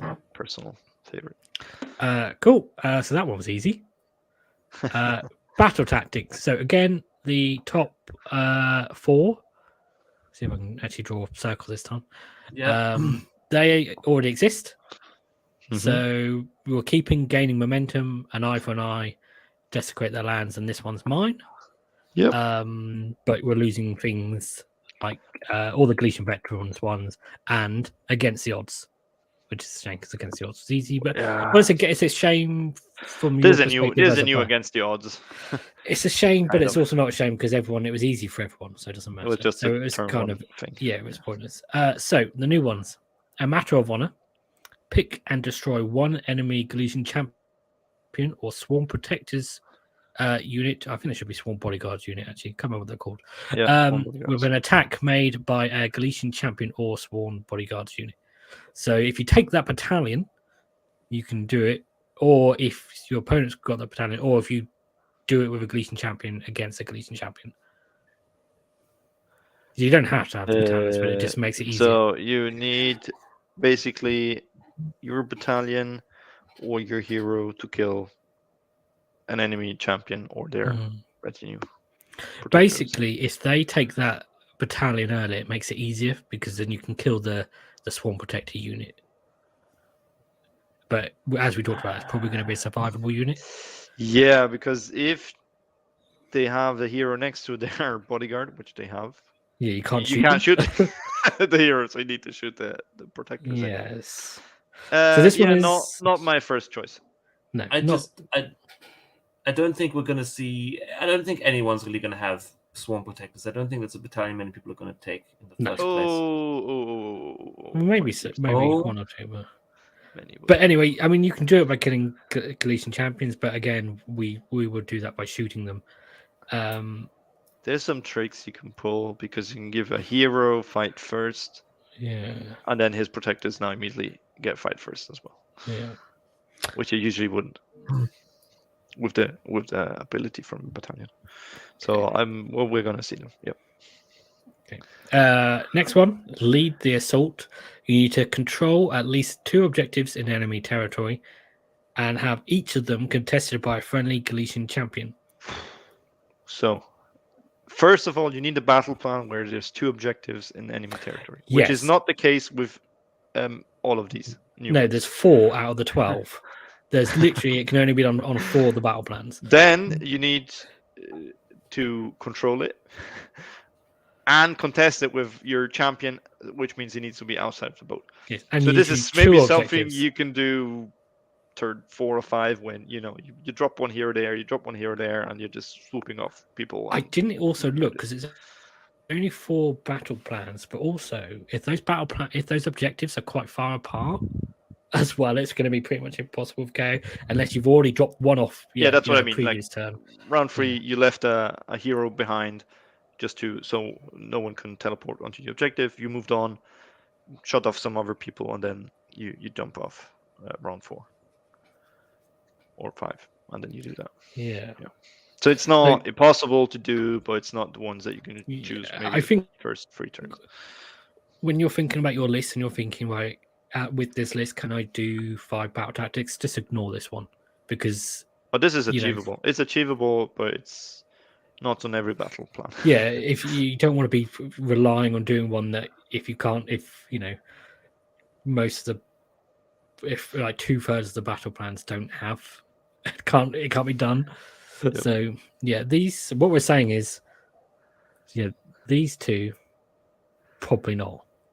I wouldn't. Leader Assault could be one that you can like late game when sometimes you run out of battle tactics. Like you table the opponent, but can I still do anything because there's no enemy units? This is one that you can do. If you're going for the maximum points. One of those 4 battle plans, though. Yeah. Obviously. So United Defense. Pick one objective the enemy controls, and you to take control of it and have it contested by 2 or more friendly Galletian champions. I think this it's achievable, especially with Zilfin. Yes. You drop out within 6, you're within 3. Maybe you're already on the objective now. You start shooting. Done. What you do is you do the one where you do boots on the ground. Oh no, you can't do boots on the ground and then do this one unless you get them out off the objective and then put them on. No, boots on the ground. You need to be in the ship and then out of the ship. Yeah, I was thinking. Yeah, you can't do them. There's not a sequence where you could do them in to get these in order because that would be good. You can. Boots on the ground doesn't have to be on an objective. Just territory. Yes, but then you're basically not. You start shooting people. Yeah. Double turn. You move on to your objective with 2 heroes. Done. Yes, but it needs to be controlled by an enemy before, which means you would have had to lost the objective. So it's not like no. The opponent owns this home objective. Yeah. You do round 2. You do boots. Can you do boots on ground round 1? I think so. Yeah. No. You cannot do mobilize the fleet turn 1. Mobilize the fleet's one you can't do. So you do that. You drop Zilfin move, whatever. Drop everyone out in the enemy territory. You start shooting. Done. Yeah. Achieved. The trouble is, you didn't go on the objective. Done. Yeah, but what you're doing is you're sacrificing not getting the objective. Because you probably could have got the objective with the Zilfin move. If he deploys like on the border of the objective, he screened out the objective. You couldn't, you just shut off screens and people. And then next turn you move on. Yeah, I guess this is good if, on the situations where you can't use the Zilfin move to get an objective, you use the Zilfin move and then you're set up. You do boots on the ground and then you do this one afterwards. Yeah, and as with all the other battle tactics that require Galletian Champions to do stuff, Admirals are great because 3+ bodyguard. They actually get there and survive. Yeah. This one could also be good late game if you sort of shot loads of stuff off. You do the Zilfin move or something, turn 1, and then your heroes run onto another objective because you've already shot everything off it because they just run 10 in Zilfin. Yeah, but then you need to keep the Zilfin move for, you would have still used it like 4 or 3 or something. But you could run 2 heroes onto an objective. It's achievable, but maybe not optional one. Yeah, it's not as easy as doing. The thing is, it wants the Zilfin move, is what we're saying, is what makes it easy. But the Zilfin move is also good for other stuff. No, you can just disembark and move after. Don't need to Zilfin if you're already near someone. Yeah, that's a good point. If you're within 16 of the objective, you can do it. Okay. And the last one, which is actually probably the easier one. It's the easy one. Cunning maneuver. Pick one friendly Galletian champion more than 3 inches from enemy units. Have it more than 3 inches, and then at the end of the turn, you need to have it more than 3 inches from enemy units and contesting an objective you control in enemy territory. Again, enemy territory. Yes. But this is easy because it's only 1 hero. It's only 1, 2. and it's 1 hero, and he can't be in combat. So charging him in could fail because then if he doesn't kill everyone, yes, and you can't retreat to do it either because you have to be more than 3 inches when you start it when you pick the hero. So you can't pick a hero and retreat him out. And you cannot not fly high, Zilfin move, stuff like that. No. But you could do this one with a dirigible suit guy, potentially quite easily. So it's basically against the odds for heroes in enemy territory. Yes. Yep. It's like a cross between against the odds and barge through enemy lines for one hero. So yeah, the two KO ones. Well, there's 3, but the 2 good ones. Actually, it doesn't have to be in enemy territory. This cunning maneuver, it can be as long as it's wholly outside of your territory. So this can be a neutral objective. Oh, that is much easier. Much easier. Okay, I must have misread that one. Cool. Well, that makes it even better. Yeah, that's what because I remembered it being easy. This was the run someone across and done. Yes. When we look at the battle plans in a minute, that will be wholly outside your territory. Yes. Yes. Mm-hmm. Okay, that's even better then. But yeah, you're going to do the 2 KO ones. You might pick cunning maneuver, and then actually you're probably going to be looking at like an eye for an eye, desecrate the lands, and gaining momentum. Desecrate the lands is always a really easy. It was always a super easy one. It depends. Some of the territories are pretty small. It's just like the quarter, and maybe you only have 2 terrain pieces in there. So Yeah, the terrain doesn't have to be wholly within it. It just has to be. Yeah, but often they're set up that they don't cross borders. There are some super strange territories. Oh, well, if you have TOs that do that, we don't. We have TOs that just put 1 in the middle of the like in Battlelands Drawn. Last time I played that, there's 1 right in the middle that was in all 4 bits. So it's just like, just walk forwards and do desecrate the lands then. Yeah. So desecrate is good. Eye for an eye usually we can do because we're gonna lose some units. Yeah, and we're gonna shoot stuff. Gaining momentum is possible on the battle plans. I think that have like 4 or more objectives, or 3 or more. Mm-hmm. You can like shoot someone and capture 2. This one's mine, not so much unless maybe if your general is a chemist and he just shoots the last dude off. Or maybe if it's an admiral, but this one is like a. It's attack. It can be shooting attack as well. Gaining momentum, you don't need to kill a battle line unit. It can be any unit. Yeah, any unit. It's the same as it used to be on the battlefield, not battle line. But generally speaking, it's not so easy for KO because most of your heroes have got 9-inch range shooting. This one's mine. Yeah. No, Alex was gaining momentum is not battle line unit. Is it not? It's any unit on the battlefield. Okay. I was in a rush when I did these because these ones we didn't. For some reason, I found the document from last GHB after I wrote all these out, so I wrote them all out rather than copying and pasting them from last year. Which is a bit silly. So yeah, I think desecrate is achievable. Eye for an eye is achievable. We can still do demobilize the fleet easily. And boots on the ground. Now you actually need to get out of the ship. You can do if that, but often I feel that's not where I want to be. Okay. One thing I want to mention, which you just reminded me of, is we had an FAQ for boots on the ground. Yep. Obviously, what we haven't seen yet is FAQs for all the armies, because we've had the Battlescroll. We've seen that, but we haven't seen all the individual FAQs. I think Mobilize the Fleet will get the FAQ to make it the same as. I hope not. Although we have seen because at the moment it's a gimme for battle tactics for Daughters of Cain in the Battlescroll. Yes, but that's part of the Battlescroll. That's a balanced one rather than a general errata /fixing. They do usually put out FAQs at the same time. Yeah. So we could get So I wouldn't be surprised if Mobilize the Fleet gets an FAQ to make it so you can't pick units already inside the ship and then keep them in the ship. It will probably be you have to pick ones not in the ship and get them into the ship. I don't know what you're doing, Max. You look like you're about to. Oh, you're playing with a cat. There's a cat. Okay, let's move on. Aww. There's the cat. She's not happy because people are setting off fireworks already. Oh wow! Yeah, a day early. Yeah. Okay. So we have a whole load of new battle plans. Oh yeah. Well, 6, but we're keeping 6 as well. For we mentioned that earlier.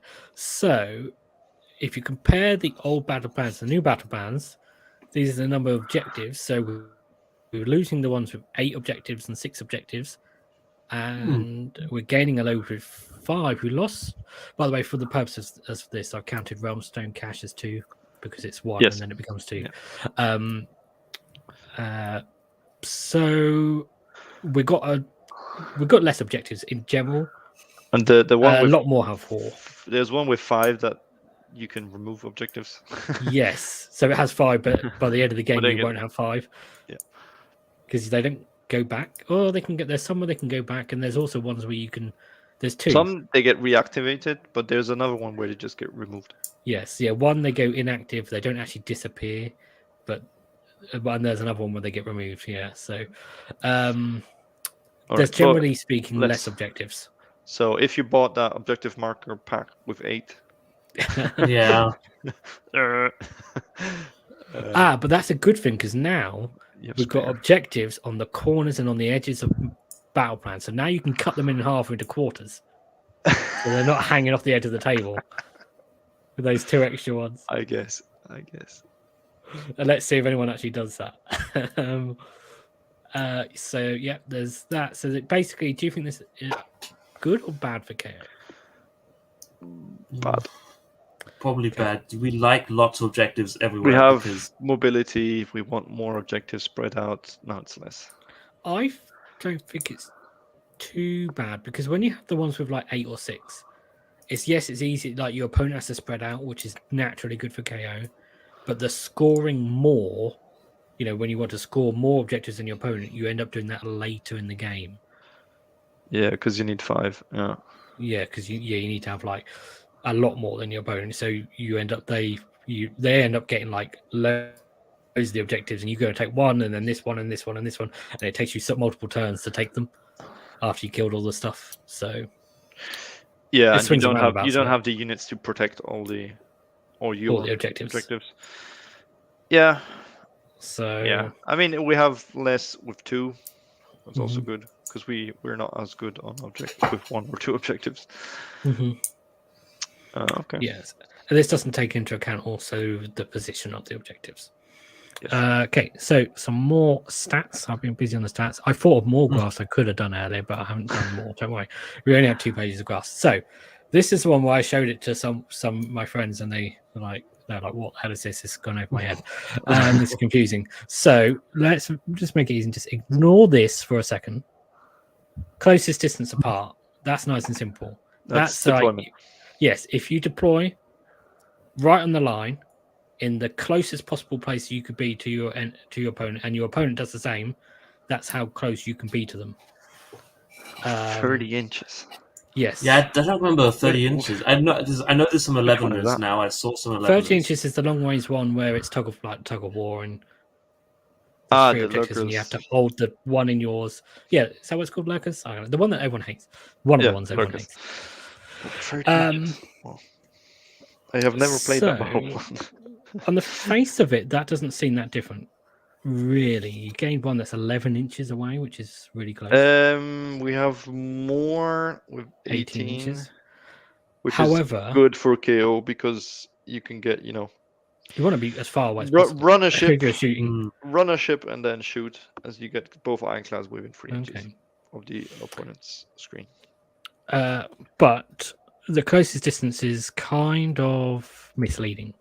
Because on a lot of, if you think about the battle plans where you have a quarter of the table, that 13 inches you can be from your opponent is literally in 2 specific spots.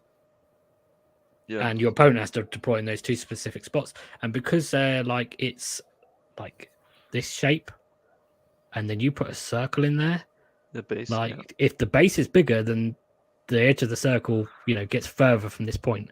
Yeah. So it's 13 inches if you've got 25mm bases and your opponent does, and you deploy in those little corners. But if you've got, whole units or you've got bigger bases, then you're going to be further away. And if you don't deploy in those places, you'll be 18 inches away. If you just deploy not in those little corners. So functional distance apart, I'll be honest, is a little bit made up.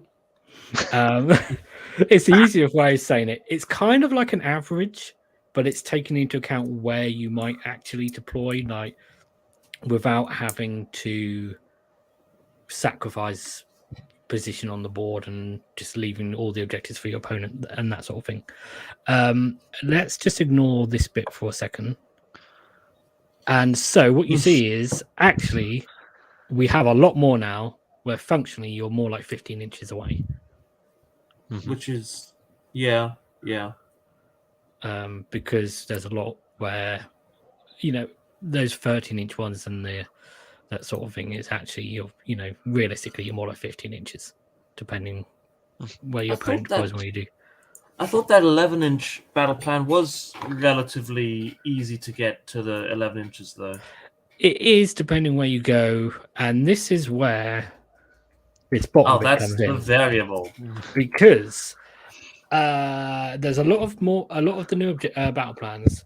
You have a lot of choice where you deploy now, and there's a lot more where, depending where you deploy, you can deploy somewhere where you're not sacrificing objectives, but you're making a choice between, say, one objective and another, as opposed to just going really deep and just not being near any objectives. And you can choose which direction you want to go on the table, and by doing that, that will change the distance you are from your opponent. Does that make sense? I don't think so. It makes sense to me. But basically, deployment has got a lot more important with the new battle plans, because depending where you deploy, you could be 11 inches away, or you could be like 22 inches away from your opponent. Yeah, that's true. Or There's going to be a lot more games won and lost in deployment. Sorry, Max, go ahead. Yeah, you need to pay attention, because you could get blown up by that spell. Yeah.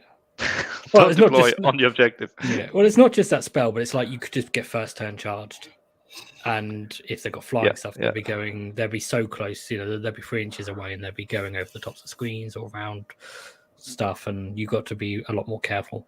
The other thing is, I think this is going to be the sleeper thing that actually incentivizes people not to go low drop with some armies, because you're going to want to see where your opponent is deploying more with some armies. Yeah.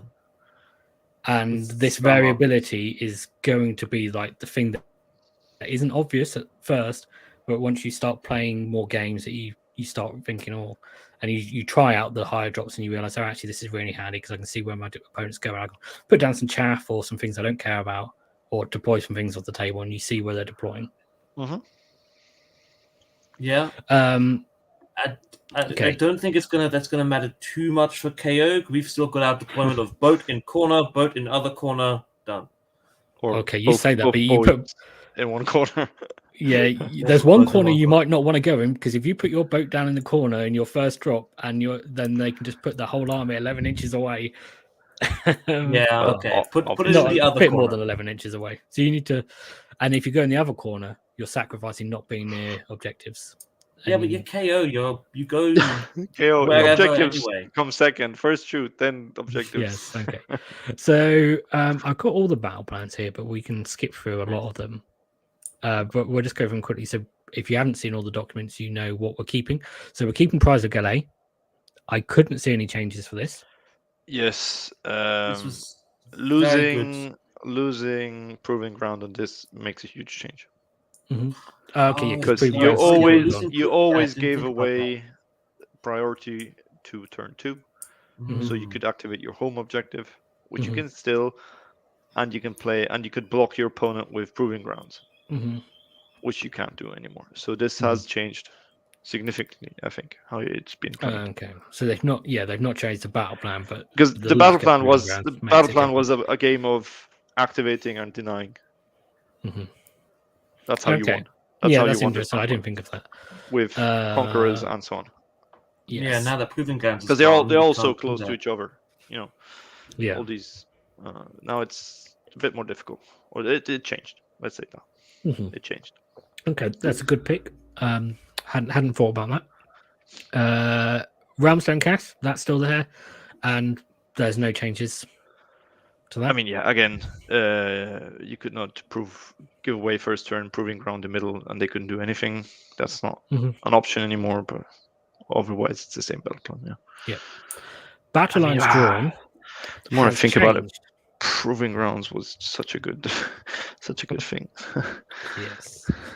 So battle lines drawn has changed, and they've gotten rid of the rule and rewritten the rule that basically said you couldn't teleport, which sounds really good on the face of it.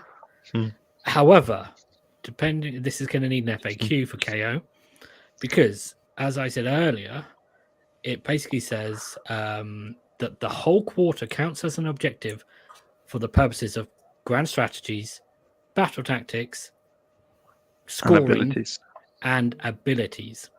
Okay. Yeah. And then it says for anything other than those things, you measure to the center of the objective. So if it's not for an ability, you measure to the center. But if it's for an ability, you measure to the center. Now, I mean, if it's for an ability, you count the whole quarter as an objective. Fly high is an ability. Fly high says you can't land that teleport within 1 inch of an objective. And all 4 quarters of an objective. Yeah, so you forgot 2 circles, I think. And there's none in the middle. Oh, if I lost, then there should be a circle here. Yeah. And there shouldn't be one in the middle, I think. Wait, yeah. What have I done here? Oh, have I copy and pasted the wrong thing? This is head-on collision. Yeah, but anyway, ignore this circle. But there should be, all 4 quarters. I got the right bit of text. Oh, no, there's a bad formatting there. I think because they're in a different document, because they're actually made 60 inches by 44 inches, and then I scaled them down. I copied and pasted the wrong one.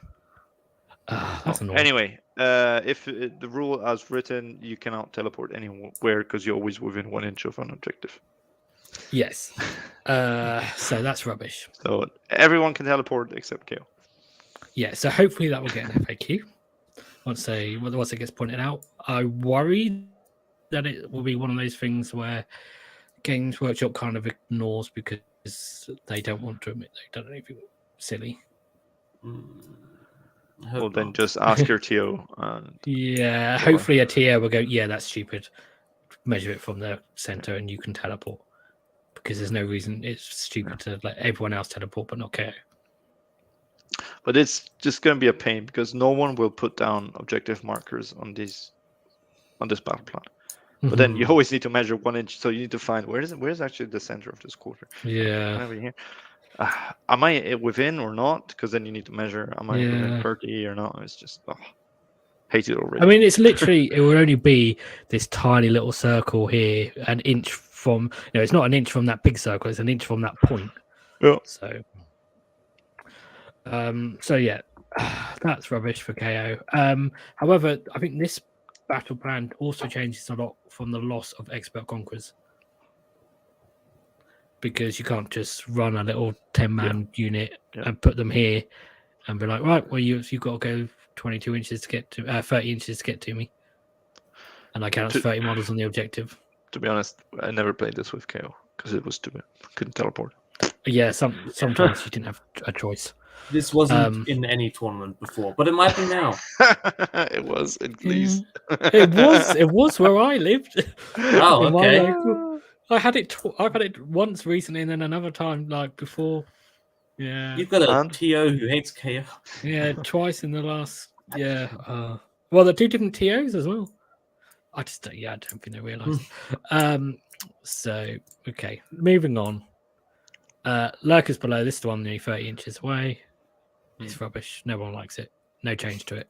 It's rubbish, and it's less hard with proving grounds gone. Because before you could, like, if you had round 3 and you gave away priority in round 3, and you could proving ground, like, there was no way for the opponent to win, and there was just stupid options because you always need to capture one after the other after the next, and so on. And then if you proving ground this one and he lost it or didn't get it, and then he couldn't by turn 5 and so on. Yeah. It was just stupid. And then Gargants in the middle, deactivating the rules and changing rules and so on. Yeah, okay.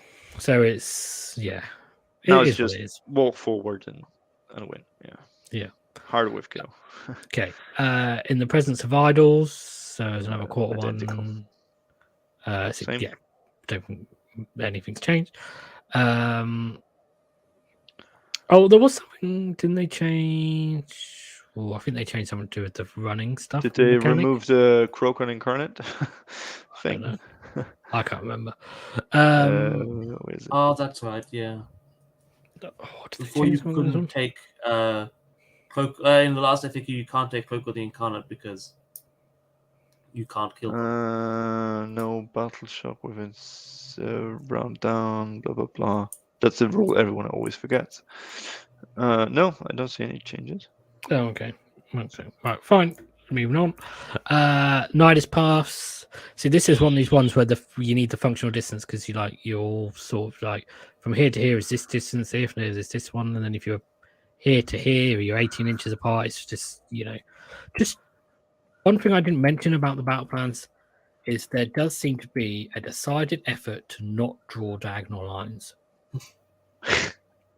We had that. We And used to have deployments with diagonal lines. Well, Yes. it's all based on those Games Workshop's mats. They're cardboard boards Realm that of are all Battle in boards. these that all like the fold lines are all in these sections. They've just matched their battle plans up to the fold lines. Yeah. Which it's great if you have them, but most people have proper Makes mats. it really easy to set up, but also those mats like the scratch basically the cardboard wears off and. Well, it's not just that, but you still have to measure this 9-inch circle. Yeah, you would. Although you just put down a 9-inch measuring stick and just in the center point, just put 9 inches in the center point, and just measure go, not over that. So it's just annoying, but it'd be so much easier if they just literally just gone, right, let's draw. You have this.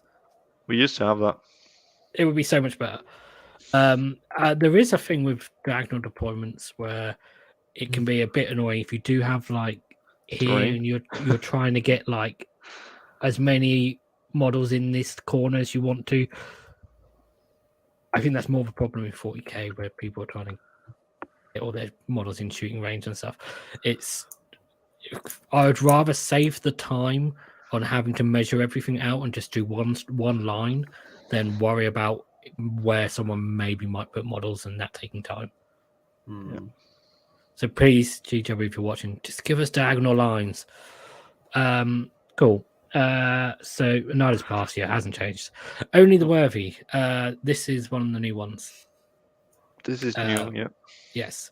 So we're on to some stuff we can actually talk about. So in this battle plan, you're 18 inches apart, but nice, simple deployment. Only Galletian Champions can contest one of these objectives if there are any Galletian Champions on the objective. So if you have a KO in a boat, he can't an admiral in a boat. He can't contest the objective, but he does count as being a Galletian Champion on the objective. Yeah, but it's hang on. So if you're on the objective, only I think it says Galletian if you're champions contesting. can contest. No, I think it's if you're contesting. Then only Galletian While Champions there are can any Galletian champions within 6 of an objective, Ooh. only Galletian champions can contest that objective. Okay. In addition, no more than one Galletian champion from the same army can contest the same objective at the same time. So if you have a dude in a boat sitting on the objective, the opponent needs to send a champion over. A hero to take it. No. So you can basically stop them from taking an objective by just having a dude in a boat. No matter how many hordes of guys they send over, unless they have a champion themselves, they're not taking the objective. You ram that ironclad in there. I'm on the objective. Yeah, you won't take the objective, but if you already had control of the objective, you could keep it. Yeah, it's like a defensive measure. Yeah. And only one Galletian champion can contest from each army. So if you've got a hero on there and they've got a hero on there, it's still yours. Then they need to fight. Yes. If you're contesting. If you're contesting, they cannot outnumber you. Well, they can because they could have the thing where they're Galletian. Oh no, wait, that only works if there isn't. I was going to say about the thing about counting as 10 models. Maybe Oh, something yeah. like ogre, something where if someone's got something where their hero counts as more models on an objective. And the tyrant again, because he counts as 2 or 3. Yeah, normal hero Yeah. counts as 2. Yes. More than 5 wounds. Yeah. Is it like might makes right or something? Does that change what he does? No, they can make him count as 2. Okay. Oh, well, that's rubbish. Okay, so basically, it just means if you've got a hero it's on just there. for the ogre troops. They each count as 2. So Yeah, it would be the Galletian champion counts as 10. Then that would make a difference. No, because I think if we go back to that, it said not if there's another hero on the objective. Another Galletian champion. Yes. So yeah, no.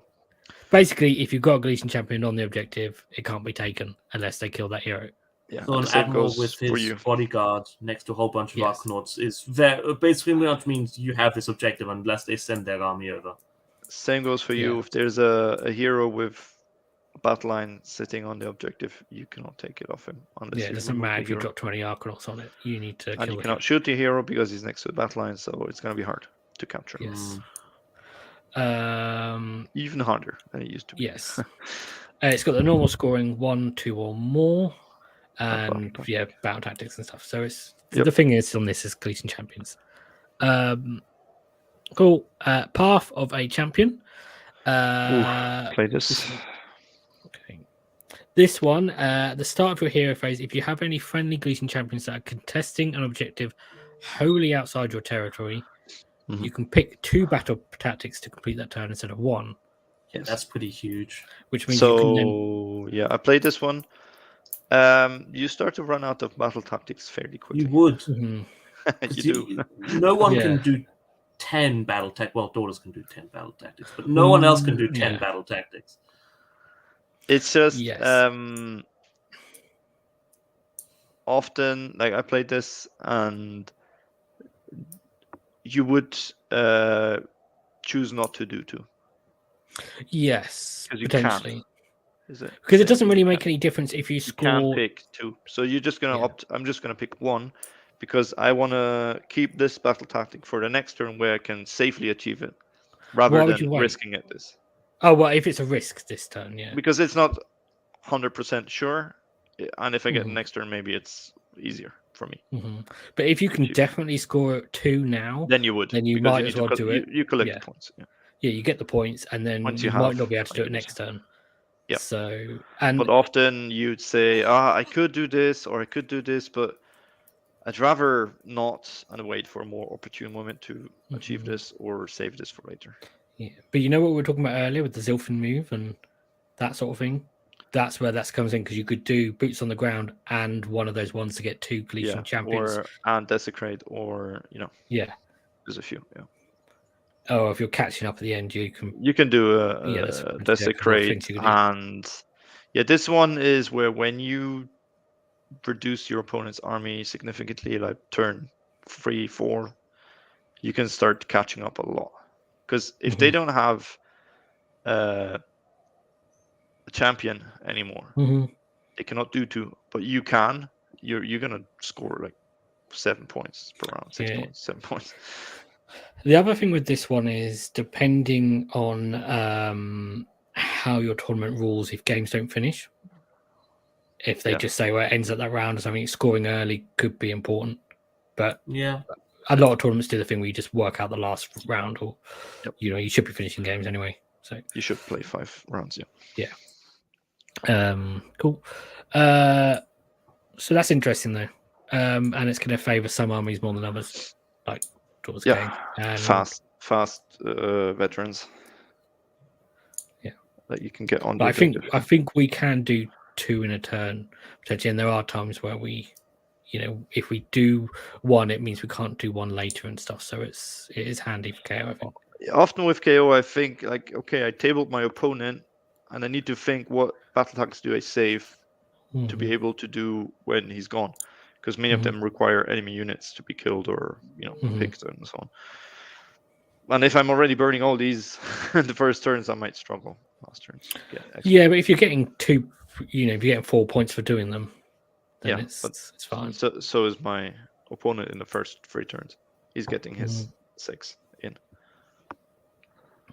But Cool. Right, moving on. The Jaws of Gallet. So this is one of the ones that's really variable in deployment, because it's a big L shape. So from the second round onwards, at the start of the battle round, after determining priority, the player going second can pick one objective to be removed, and it score 1, 2, or more. And so normal scoring. But objectives are going to be taken away. But the thing is with deployment is you can't deploy like this. no army can really achieve that.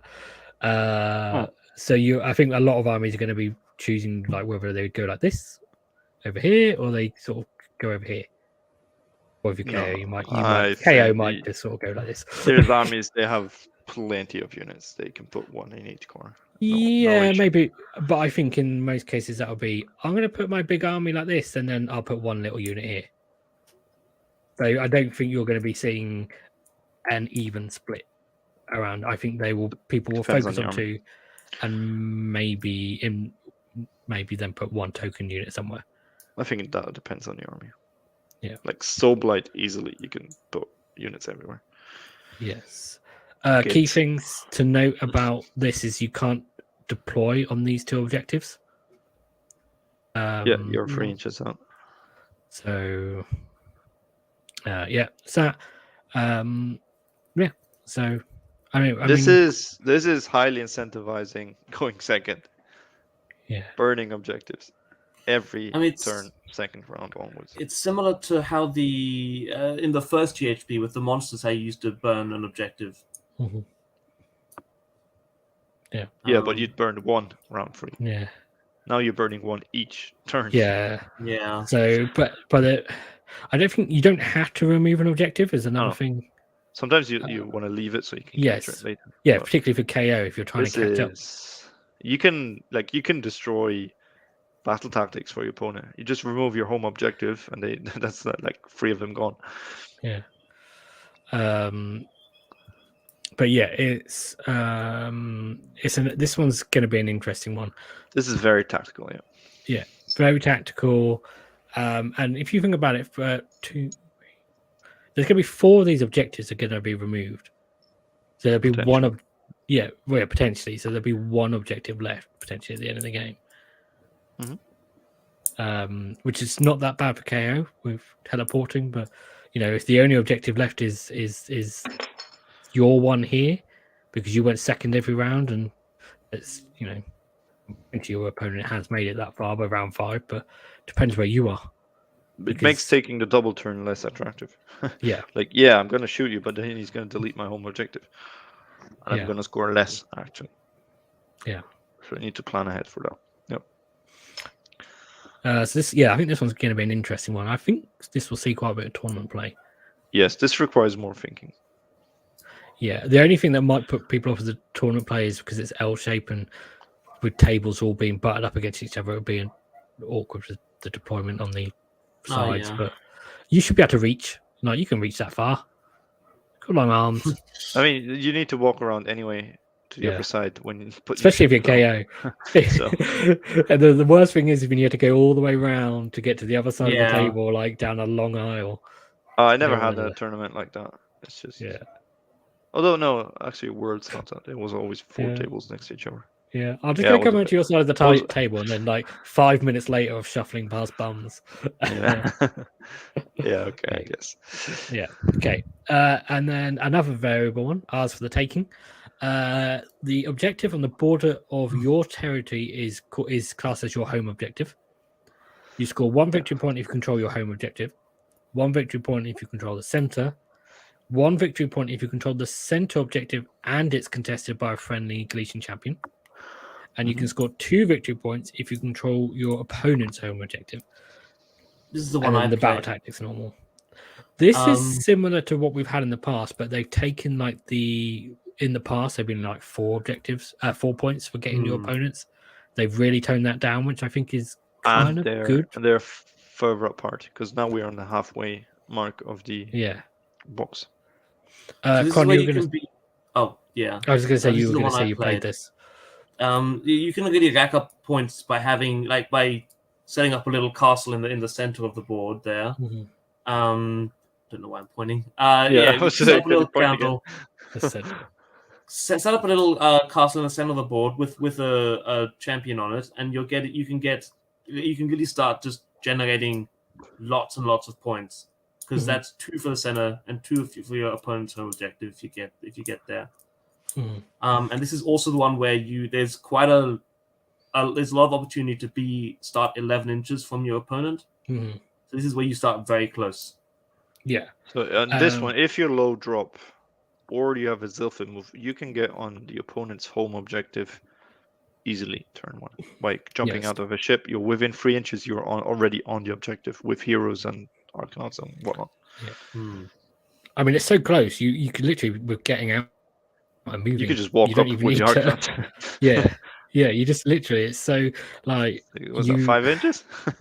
Yeah, you've got to defend your home objective, but you're so close that anything you use to defend it is at big risk.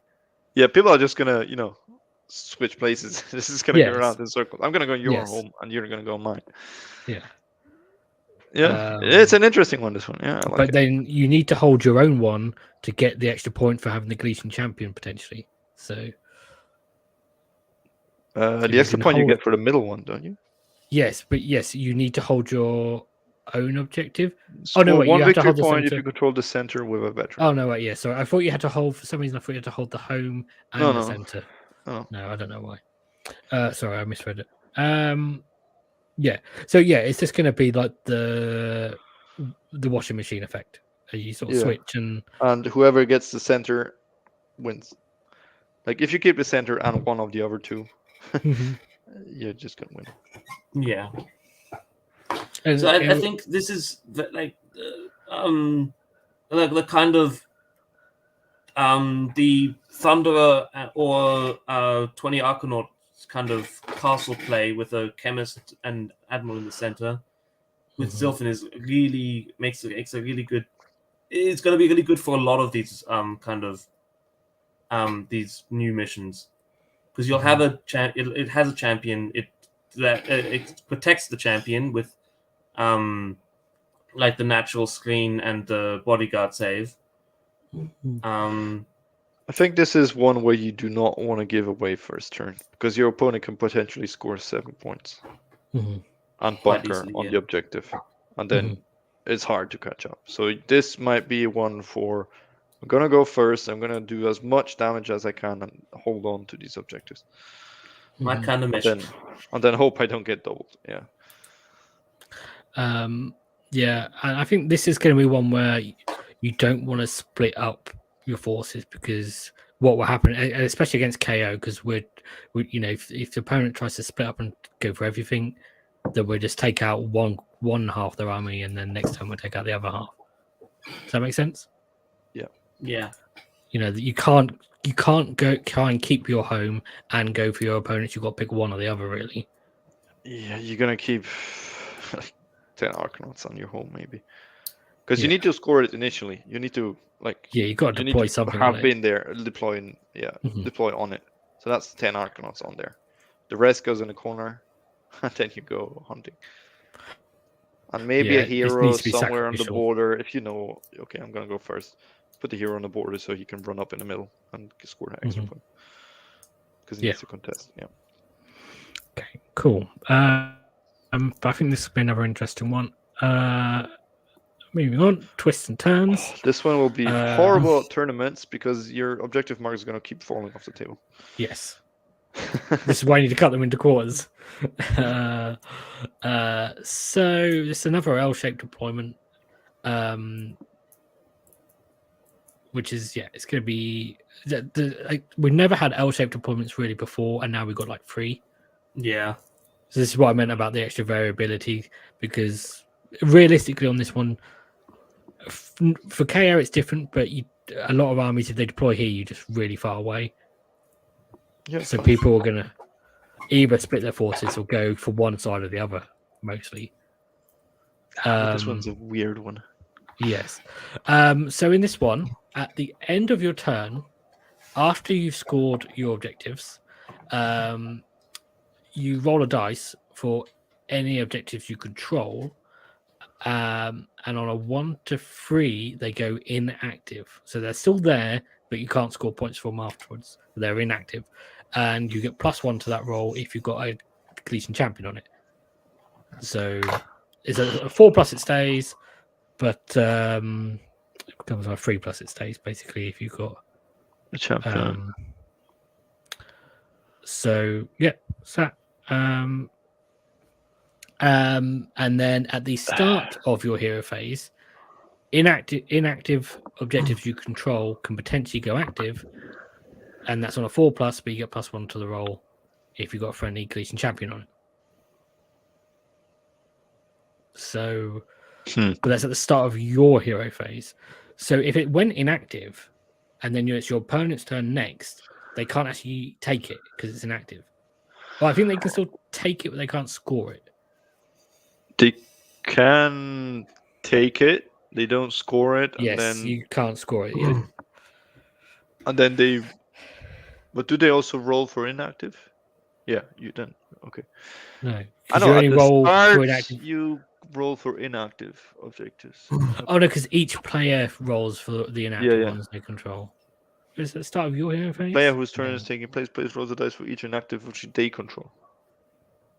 Yeah, Oh, it's a no. player whose turn is taking place I can only activate mine in your turn. in your turn, but I do control them. So, like, if I'm Yes. on it and it's not active, I still control the objective. There'll be a lot of bookkeeping. You just have little markers. It's the Tokens. same with Prize of Gallet, because you would already control the objectives, and you could move off if they got active. You still scored them. So you have little little markers, red and blue each side, and I just put them down, and so you keep track who's owning what. Yes. But yeah, you see, you can take control of things and not score them. But it basically means that your opponent can take an objective from you but not score points for it. Yeah, you just need extra markers, which is active, which is not confusing. Yeah. And I think the tactic here is you control the ones in the corners. Yes. Because those are much easier to defend. Yes, because it's difficult for KO though. Yeah, because it's gonna be very hard to land on those, because those can be easily screened off. Getting a veteran on there might be difficult. So I don't think this is a good mission for KO. No, the interesting thing about this is it's going to incentivize everyone pushing onto those objectives, so you will be able to fly high behind people potentially, because there's not much incentive for them to zone out this big area here. Yeah, true. Yeah, people are going to be spread out, so you can start. Well, I mean, you just need to. But then you need to roll. It's such a stupid rule. You need to roll. And then on a 1-2, it's gone. It's going to be frustrating that it goes inactive and then you can't score points you for inactivate it, and then you're not going to score because you're not going to reactivate it in next turns, and you just lost your objective. And so you need to decide: am I going to stay here, hoping next turn it's going to come on, or am I moving off somewhere else? This is a confusing one. I don't like this one. Yes. And it's games are going to be won and lost based on those rolls as well. Yeah, which is horrible. Yeah. So people aren't going to like that. This is probably not going to be seen in many events. No. Because you can't rely on holding 2 objectives. You need to be holding 3 essentially, because if only one of them doesn't go active, and you know, the holding 2 objectives could become difficult. Let alone holding more. And you might get holding more just because your opponents all went inactive. Yeah, this is a weird one. Cool. So there's that one. Position of power. Position over power, sorry. So this one. I gotta head off, guys. Oh, no problem, Kron. I'm out of time, but I will. Yeah, it's very interesting GHB. Yeah, it's been a long one. This one. Yeah. It was always going to be. Well. Yeah. All right. Have fun. Thanks a lot, Kron. Yeah. Have fun. Happy New Year. Yeah, everyone. Yeah. Happy New Year. Bye. Take care. Bye. So yeah, I played this one.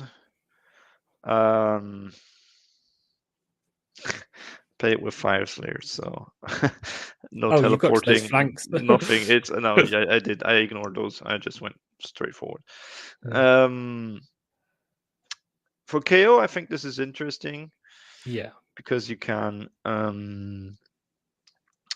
just fly over there, but you only get the extra point if you contest with a hero, so you need to get a hero out. Yeah, next we should turn. probably explain a bit because if people haven't read it. So there's 2 flank objectives, the ones on the sides. At the start of round 4, the flank objectives get removed. You score 1 VP if you control at least 1 objective, another VP if you control 2 or more. You score 1 VP as well if you have more, and then 1 VP if you can control any flank objectives contested by a friendly Galletian champion. So it's a normal 1, 2 or more, but if you got the flank with a Galletian champion, you get an extra point. But if you go for those flanks, they disappear around 4. Yes. So round 4, round 5, it's a big brawl in the middle. Yes, although hopefully you picked up enough stuff by then. Yeah, so either you pick up enough points that they can catch up, and I played against teleporting, flying Stormcast people, and I was just able to win because last turns I just moved on to his objective and scored full, and he did. But I like it because you can go. Okay, you're going this side, then I'll go the other side. It's not so easy to get heroes there. Yes, you can tunnel master them, teleport them, whatever, but then often they are vulnerable to shooting because they didn't bring the battle line with them. What scares me about this is people are going to move forward onto your objective easily. Like it's a balancing thing here for KO. You need to shoot people, go on the sides while keeping your home objective safe. So it's a whole managing thing. Yeah, because it could easily become the thing where you take this one, and then your opponent goes off over there and over here and has 3, and an extra point. So yeah, it could quickly become a problem. Also, I can't remember the distance, but you can't deploy a hero here and run it. No, it's more than 10. Yeah, it's more than 10.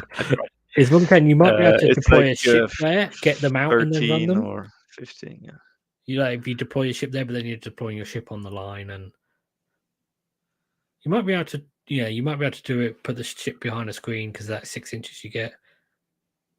You can put a ship, get the hero out, and then run the hero. And then run. That should be And you could probably do it with a screen there as well. So 16 should do it. I think it was something like 13, 14 that I measured with my, because I had a Grim Wrath Berserker in that corner, planning to run him over, and then I measured. It's like, it's gonna take me 2 turns. Yeah. Yep. So yes, that's an option. Yeah, that's a good plan. Or you have basically sacrificing a hero, just sending him over there. I mean, if your hero runs here and then you fly high to the flank and go shoot, guns go over there. Yeah, or I just self move over there, get him out behind me, and the other guy's in front of me. Yeah, true. Yeah, you can do that. But it's like if you send a hero over there on the flank, your opponent needs to deal with that guy because he's going to score you 2 points each turn, basically. Yep. Is that the last one? Is there one more? It is the last one. It's the last one. So overall thoughts. Now we discussed everything. Well, we did not discuss points changes for endless spells and blah blah blah blah blah. But I think the main change is Horrorghast got more expensive. Rune of Petrification went up. I think the rest is the same. Sun is the same. Vortex the same.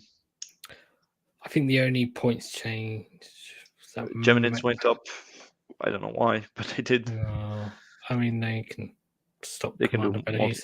They can do mortal wounds to heroes. Yeah. They stop that command ability with the guy that can do 3 command abilities, and they stop 3. Yeah, perhaps. Or was it they stop? I can't remember. They stop receiving or issuing and receiving. I think they stop. Bundo Wowbiter went down in points. Yes, Bondo went down. All the Gargants went down. I think the mercenary Gargants. But he's what 450 now? 420? Yes, he's less than an ironclad now, which is I guess the important thing. But and he can kick objectives.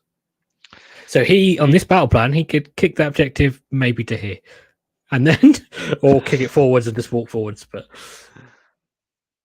yeah, I don't know. Bondo, I'm not convinced. Yes. No, me neither. Elani and Elafor went down 40 points, I think. They're 220 now.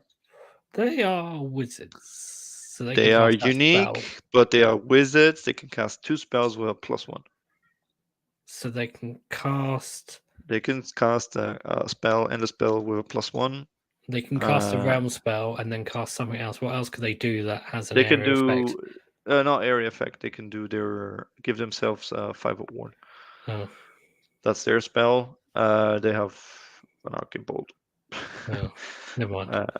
And they're fighty, but they have that random teleporting thing. So, although arcane bolt has probably got more important now because it can it can target a hero. It can, yes. I mean, generally Magic, because that's the thing is Games Workshop always forget that there are other ways to do damage to heroes from distance other than shooting. Yeah, Magic. But if you block Magic, then it's just some armies are just not doing anything. Yeah. So I think the take home from KO here is if you look at all the battle tactics and all the battle plans that are incentivizing you to take Galletian Champions, and the fact that you need them to be contesting objectives, that's what you need to be thinking about list building, is how you can get heroes on objectives and have enough heroes to get them onto objectives. Heroes that survive. So I'm thinking Admiral is a valid option. He is it anyway. So now he was an auto include. He still is. Navigators are looking good because of their free up save they have. All our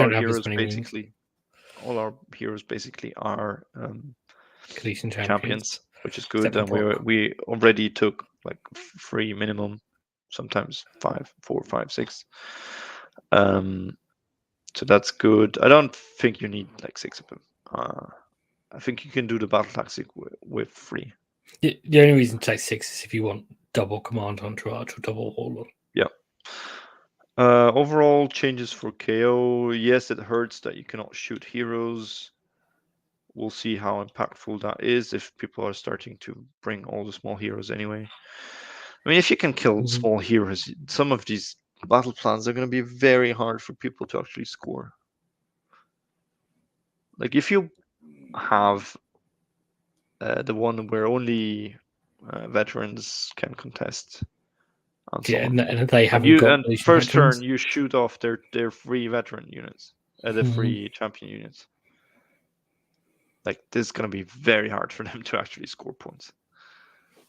Yeah, they're missing battle tactics. They're missing the scoring from objectives. It's just I think if you can successfully do like an area of effect mortal wound bomb that does enough, then you could quite easily take out all of the Galletian champions, unless they spread them out over a large distance. You could take them out quite easily. Warp Lightning Vortex, the realm spell. And KO Vortex, and if you can, I don't know, can we take the comet as well? No, you cannot. No, if you want Vortex. One or either. So yeah, Vortex, Rune of Petrification, Comet. We cannot ally in. You can take Raining Heralders Stars. and Night Vexillors. The Meteoric Banner on the Vexillor. You can do the Night Judicator special ability shot, not the shot, but the Mhm. ability once per game. The Prime has a ability in the shooting phase, but it's an ability. You can do Bomblets. It's an ability, not a, not an attack. There's a few, but I think other armies can do it better. Yeah, I mean, Stormcast, if in theory, could just take loads of those little heroes because they're all Galletian Champions as well. I mean, yeah, you do the Raining Star list basically. You do the Comet, you do Croak as an ally, you do Raining Stars, and so on and so forth, and it's just gonna rain mortal wounds all over the board. I mean, you take a Lumineth, a Lore Seeker, who can jump in front of you, give him the Realm Spell, then Techless through the spell portal is doing his Technado, and then you have Sharpshooter Sentinels. Yeah. And yeah, game over.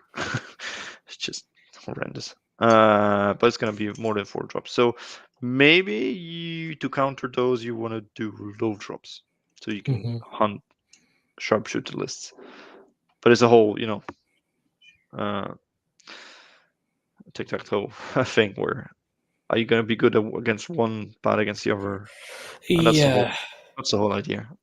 That's where you have to wait to see. Either you need to correctly predict the way the meta goes, or you need to just wait and see how it goes. Yeah. And yeah, because it's like with bounty hunters and stuff. Loads of people do bounty hunters that sort of died down later on, and then people started taking. No one was taking foot battle line anymore. Yeah, but then after that, people then started taking more expert conquerors, and given enough time, bounty hunters would have started coming back because there would have been more expert conquerors around. Yeah, or people just went 1-drops again. Yeah, well, it was both, wasn't it? Because people went to 1-drops, more people then started taking expert conquerors, but then given longer, so you could end up with this circular thing. But you won't have it because 6 months isn't long enough. What is the fastest champion we can ally in? The fastest that we can ally in? Is there some teleporting Stormcast dude? Well, the Night Vexillor could teleport himself. Or you can pick another hero to teleport. Because Stormcast have movement 5. What else can we take? We can just take Dispossessed and Fire Slayers. There's nothing faster. Yeah, Dwarfs on foot. And Elania, they're 6-inch move. She's unique. But she's unique. Oh, I knew she's useless. Yeah, it's like things like Yndastra as well, but they're unique. Celestial Prime is, Keegan Deep Strike, but he's unique. Yeah, I think for that the best option is the dirigible. Yeah. Lovage. So he's good. Other than that, is there anything? Are there units or coalition that we want to include? Oh yeah, I was supposed to mention if you take Fire Slayer, Coalition, and Fring, you can give them artifacts and aspects. Oh yeah, Carl mentioned that. Yeah. Yeah, so you can have a whatever dude, 5-up ward priest if you want.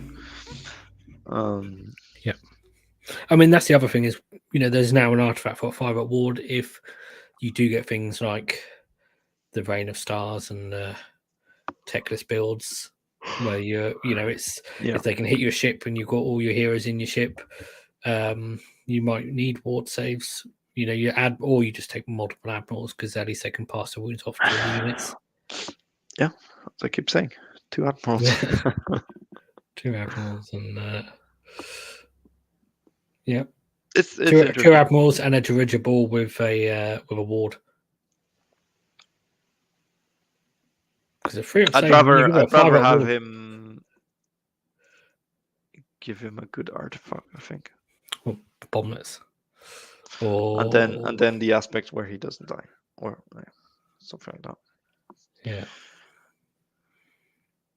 You can just Sylphin move him within 6 inches and then start doing bomblets. That could be interesting. If the enemy is 3 inches behind the screen, within 3 inches, you can start bombling him. Yes, but you know what would be really nice would be if we got an FAQ to clarify whether you can hitch in the hero phase with him and riggers. Because if you can, which I don't think you can, but if you could, the riggers and him go even higher in value. Yeah. Because then you could hero phase hitch and then move him 12 inches and then bomblets. Which would be quite good. Like killing a hero. We need that big mine on the Ironclad back. Like just an ability to do like a bombing carpet. Like pick a point within 18 inches. Everyone gets that's the other thing is you can't just charge the heroes with battle ram. Charge the heroes with battle ram, shoot the screen, charge the heroes with battle ram. You can do the Spar Torpedo. That was always a good option for hero hunting. You do the extra move, so 18-inch move. The Daughters of Cain Snake. And then you go in and because you roll for did that change? I thought that changed somehow. Or was it just points? Might be changing points. I mean, that's gone up in value because it can potentially just kill a hero. Blood Rack Viper. 80 points. 80? It used to be 40. Yeah. Custom 7, range of 9, setup. Can fly. How far does it move? Range 8? 9 and 9. So 18 inches threat range. 18 plus the 1, so relatively 19. Big base, though. Pick one unit within 1. I'll roll 3 dice for each roll that is equal to or greater than that unit's characteristic. One model that unit is slain. You need to roll a 5+. You have with 3 dice. 3 dice, 5+. That hero is slain. That's risky. I think I'd rather do a Warp Lightning Vortex and do 2d3 more wounds to multiple heroes. 3 attempts at a 5+. That's a guaranteed 5+ on average. But what if it's a 6 wound hero? If it's 6 wound, yeah, but most of them are 5 wounds, aren't they? Yes. But if you do 2d3 mortal wounds with Warp Lightning Vortex to the battle line unit it's next to and to the hero, then it's quite easy just to shoot the rest of the battle line unit off and then shoot him. It's harder to set up the Viper because it needs to get in there 1 inch. But still, yeah, maybe try around. The other thing is we are very good at shooting those battle line units off. Yeah, and then you just take Purple Sun to get the extra rend on everyone. So you can still roll a 1 on the Purple Sun. Yeah, hero's gone. You spend a turn shooting the battle lines units off, and then the next turn you shoot the heroes off.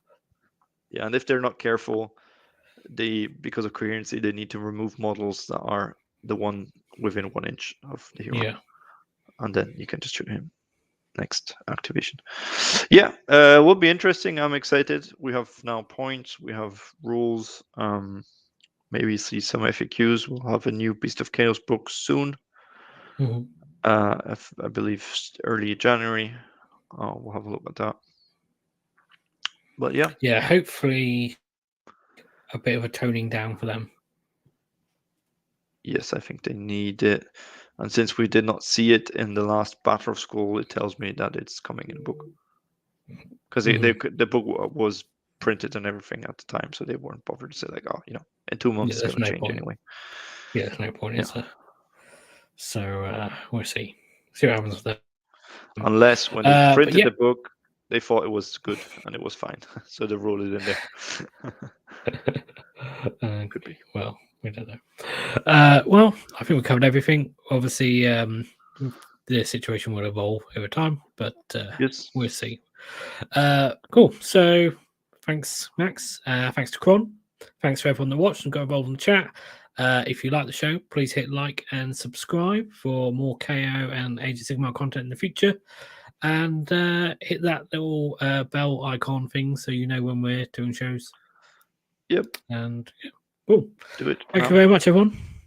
Goodbye. Bye-bye.